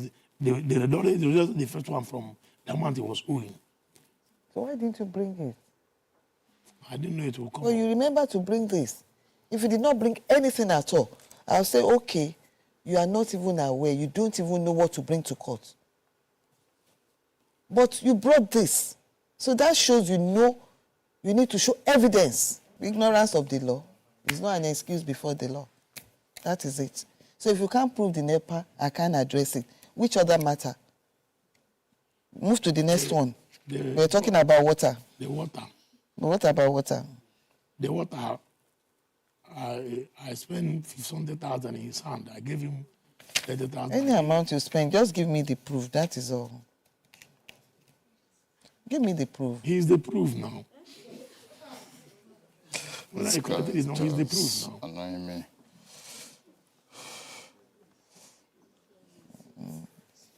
He's the living proof now. You have nothing to prove on that. Okay. So, I want you to calculate how much is involved on the rent and another thing. You can't tell me that everything on that list is false. Are you saying everything there is false? My Lord, I have my reasons. I presently cannot remember to vet everything he wrote since they are not receipted. June last year, to be precise, we sat together and he brought everything, all the money he claimed, and we've balanced it. That's how we got the 339,000, which I initially was claiming 450,000. And I said, if you are claiming if you're claiming you owe me 339,000 naira, 339,750, pay that and I'll let the matter close. I agreed. That's what that's what he brought. I didn't debate that with him. So I'm surprised he's saying 50,000. And to prove it, I had a screenshot of where he wrote it. It's Let here. me have a look at it then. You see the power of evidence? Please, show my Lord. And the date why I can check it. That's the screenshot of his own calculation, my Lord. I was claiming 450 because that is exactly what he's owing me. But he reduced it to 339,750. And since that day, he has not paid me 1 naira. Have a look at it. Have you seen that paper before, Mr. Sylvester? At least you're a Christian. Look at it. If you have not seen it, tell my Lord I'm lying. You are a Christian. Look at it and tell me the truth.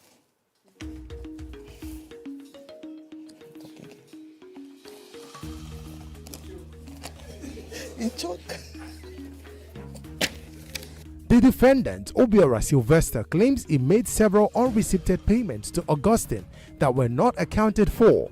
Unfortunately, Sylvester does not have proofs for the total sum that he claims to have paid. However, he insisted that 56,000 naira is all he owes at this time. The landlord, Iwelu Augustine, has shown an evidence of account reconciliation that substantiates the fact that the tenant had consented to 339,750 overdue rent. This matter is unfolding as Judge Fumi continues to cross-examine both parties. This case continues next week. We eat in the same plate. You now turn things down and I turn everything against me because you threaten me. From where? Yes.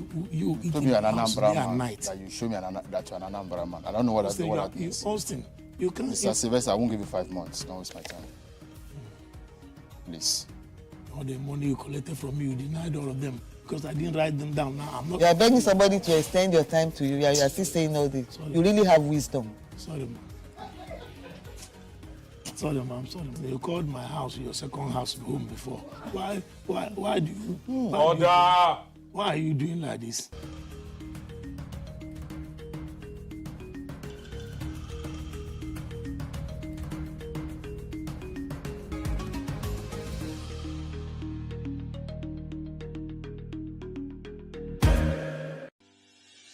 Increase the reach of your events or business services.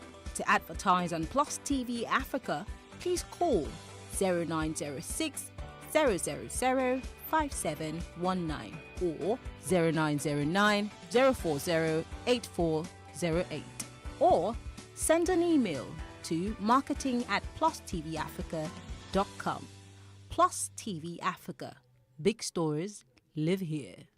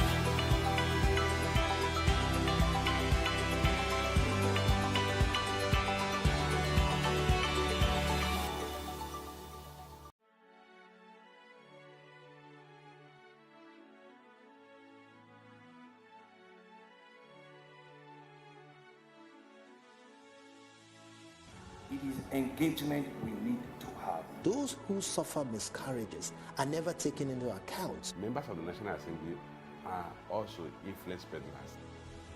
You are sitting on Nigerians' money. From the barbing, I pay my rent.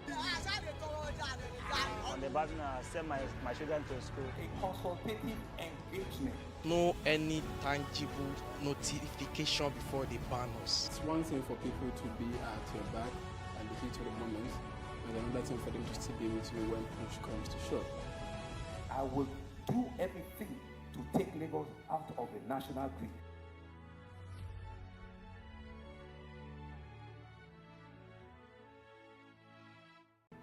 There is no voting on social media. To vote, you would require permanent voter's card. To get your PVC, visit cvr.inecnigeria.org. Create your account with a valid email address and start the registration process. An activation link will be sent to you. Click on the link and activate your account. Fill out the form, pick and submit a convenient date and time for your biometrics. Print the application slip, which should have your QR code. On the appointed date, go to the nearest INEC office for your biometric capturing. Thereafter, you will get a registration slip to pick your permanent voter's card when ready. Get your PVC today. This message is from Plus TV Africa.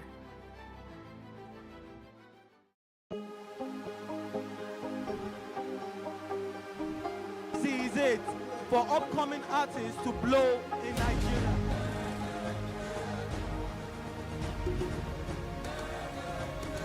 Welcome to Plus Trending. I am Bookie November, your host, saying thank you for joining us on today's episode. Welcome back. It's tea time on Plus TV Africa. Practice makes perfect. I'm not perfect yet, but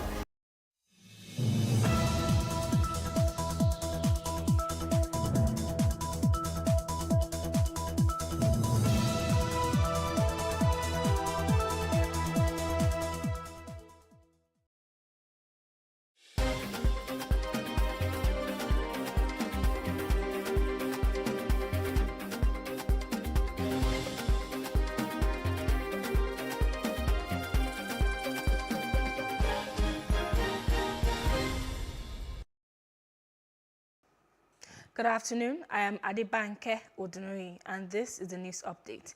At least no fewer than 11 soldiers are feared killed by suspected terrorists in a military base at Benin Gwari local government area of Kaduna State. A resident whose brother was among the soldiers killed by terrorists told our correspondent on Tuesday it was gathered that the terrorists in large numbers on motorcycles stormed the Polwire village where they engaged the soldiers on Monday. The Association of Licensed Telecommunication Operators of Nigeria, ALTON, says its members will comply with the federal government's directive barring outgoing calls of subscribers who have yet to link their National Identification Number, NIN, with their SIM cards. The association made this known in a statement jointly signed by its chairman, Benga Adebayo, and head of operations, Bolahon Awonuga. The deadline handed Nigerians by the federal government to link their NIN to their SIMs ended on March 31st after about 8 postponements. At the last minute, government pushed for the linkage and on Friday directed Nigerians to ensure they complete the verification and linkage of their NINs to their SIMs within days. Former Chief Imam of the Akpo Legislative Quarters Mosque, Sheikh Mohammed Khalid, has been appointed to lead another Jumat mosque in Abuja. The Imam was sacked by the Akpo Mosque Steering Committee over a sermon that criticized the government's failure to stop insecurity in the country. Sheikh Khalid said he paid the price for the voiceless and would continue to identify with the masses. Khalid, who is also the founder of Islamic Research and Da'awa Foundation, criticized the government for its failure to stop insecurity in the country. The Sultan of Sokoto and leader of the Jama'atu Nasrul Islam JNI, Mohammed Saad Abubakar III, has blasted the federal government over its inability to provide security for its citizens. This is coming in the wake of the Kaduna-Abuja train attacks. The Sultan said the least Nigerians demanded from the government was the protection of their lives and properties. The Registrar of the Joint Admissions and Matriculation Board, JAMB, Professor Ishak Oloyede, says the board allowed computer-based test centers, CBT, to increase the service charge to 1,000 for its April 9th mock examination. The main UTME has been scheduled by the board to commence from May 6th to May 16th. Oloyede, while reviewing an award by the board in Abuja, hinted that all arrangements for the successful conduct of the examination has been put in place by JAMB. He, however, explained that the slight increase in the service charge for the examination by the CBT centers was to allow them to do a thorough job owing to the increase in the cost of diesel to power their generating sets. According to the registrar, the board is not increasing its charges, explaining that before now, the registration documents used to be 5,000 naira. The JAMB boss therefore called on the media to give good reportage on Nigerians who had done well for the country rather than concentrating on bad news just to sell their newspapers. And the Osun State government says it is committed to the health of all residents. Special Advisor on Public Health, Dr. C.G.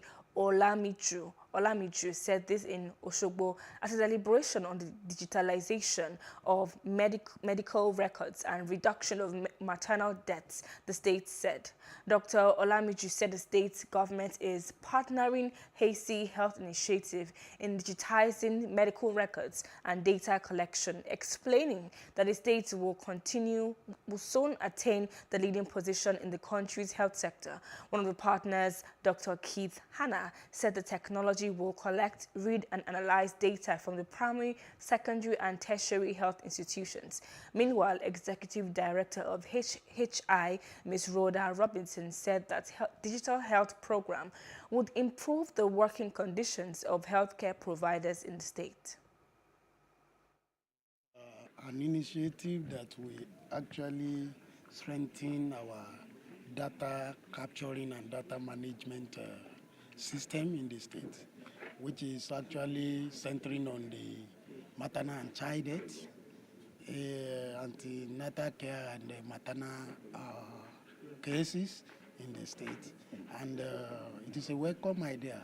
You know, Mr. Governor has said that our hands are open to any organization, individual, or whether corporate, to who wants to, extend hands of fellowship to us, to, engender quality health for the citizenry of the state of Osun. So we're excited to bring digital interventions to Osun State, and we're looking to reduce maternal mortality, but also cut across different verticals such as malaria nets, immunization. No other programs, digital programs, are able to cut across these different verticals. And we've just heard how important that is in Osun State. So we hope to do this. Digital health solution focused on supporting the state in managing maternal health data in primary health facilities across the state. So today we've been in a lengthy discussion with the state on how best we can work together to ensure that this digital solution works for everyone in the state and is adaptable and meets the needs of the state. It is The Nigeria Center for Disease Control, NCDC, has disclosed that the death toll from Lassa fever in the country has risen to 127 more cases after 4 more infected patients lost the battle to the disease. NCDC, in its latest situation report on the management of the outbreak of the disease in the country, states that cumulatively from week 1 to week 12, a case fatality rate of 18.6% has been recorded, which is lower than the 21.3% for the same period in 2021. The Lassa virus is transmitted by infected multi-mammate rats, and humans become infected from direct contact with the urine and feces of the rats carrying the virus. And as power supply continues to get worse, Nigerians speak out in anger, and that's on Street Views. Let's take a listen.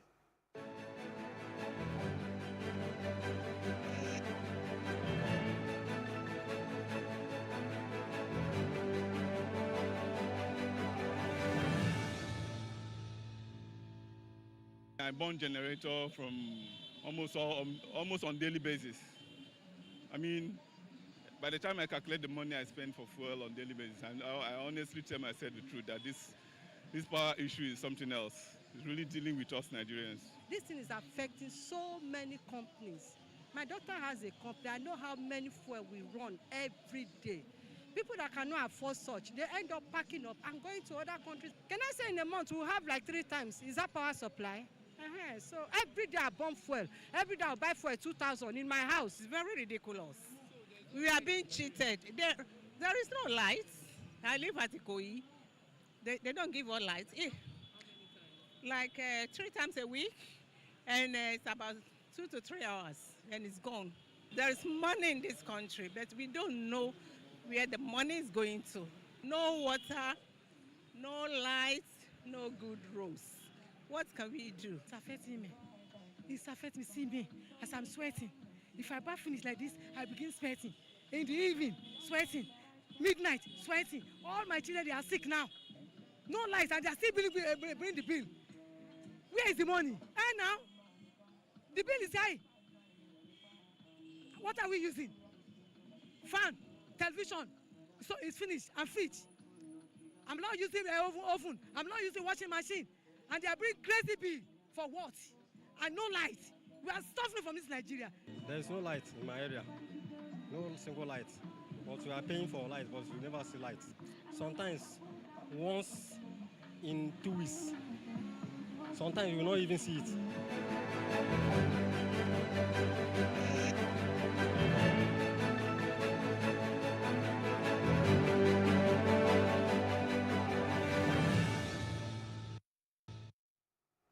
And in other parts of Africa, South Africa has suspended its COVID-19 containment plan 750 days after it was implemented. President Cyril Ramaphosa said the measure was due to a drop in the number of infections. He said the COVID relief fund was to remain in place for the time being, as well as certain precautionary measures such as wearing masks indoors. These regulations were to be phased out after a month transition period. So far, 44% of the adult population had been fully vaccinated. According to the latest official figures, South Africa had 685 new daily infections and 2 deaths on Monday. And Kenyan motorists have endured another day of major fuel shortages with hours-long queues and strict rationing at petrol stations as pumps across the country ran dry. The government blamed hoarding and panic buying for the long lines at few sites that worsened over the weekend. But oil dealers said they were owed outstanding subsidy payments from the state. At many locations in Nairobi and elsewhere, motorists able to find petrol after many hours in line with cars, motorcycles and minibuses were limited to a rationed amount. The crunch began last week in Kenya's west following a row between oil marketing companies and the government over subsidy payments, sources said. The government pays oil providers to subsidize costs at the pump for motorists, but these companies said they were waiting on 4 months of outstanding payments. And outside Africa, 5 people have been killed and more than 10 injured when a pickup truck crashed into a train in southern Hungary, derailing a carriage. The accident happened at a crossing in Mindset near the Hungarian-Serbian border. A police spokesperson said 5 people in the truck were killed and there were injuries both among those in the truck and on the train. The truck was registered in Hungary and was carrying local workers. And President Volodymyr Zelensky says Ukraine has no option but to negotiate with Russia to end fighting, but that he and Russian President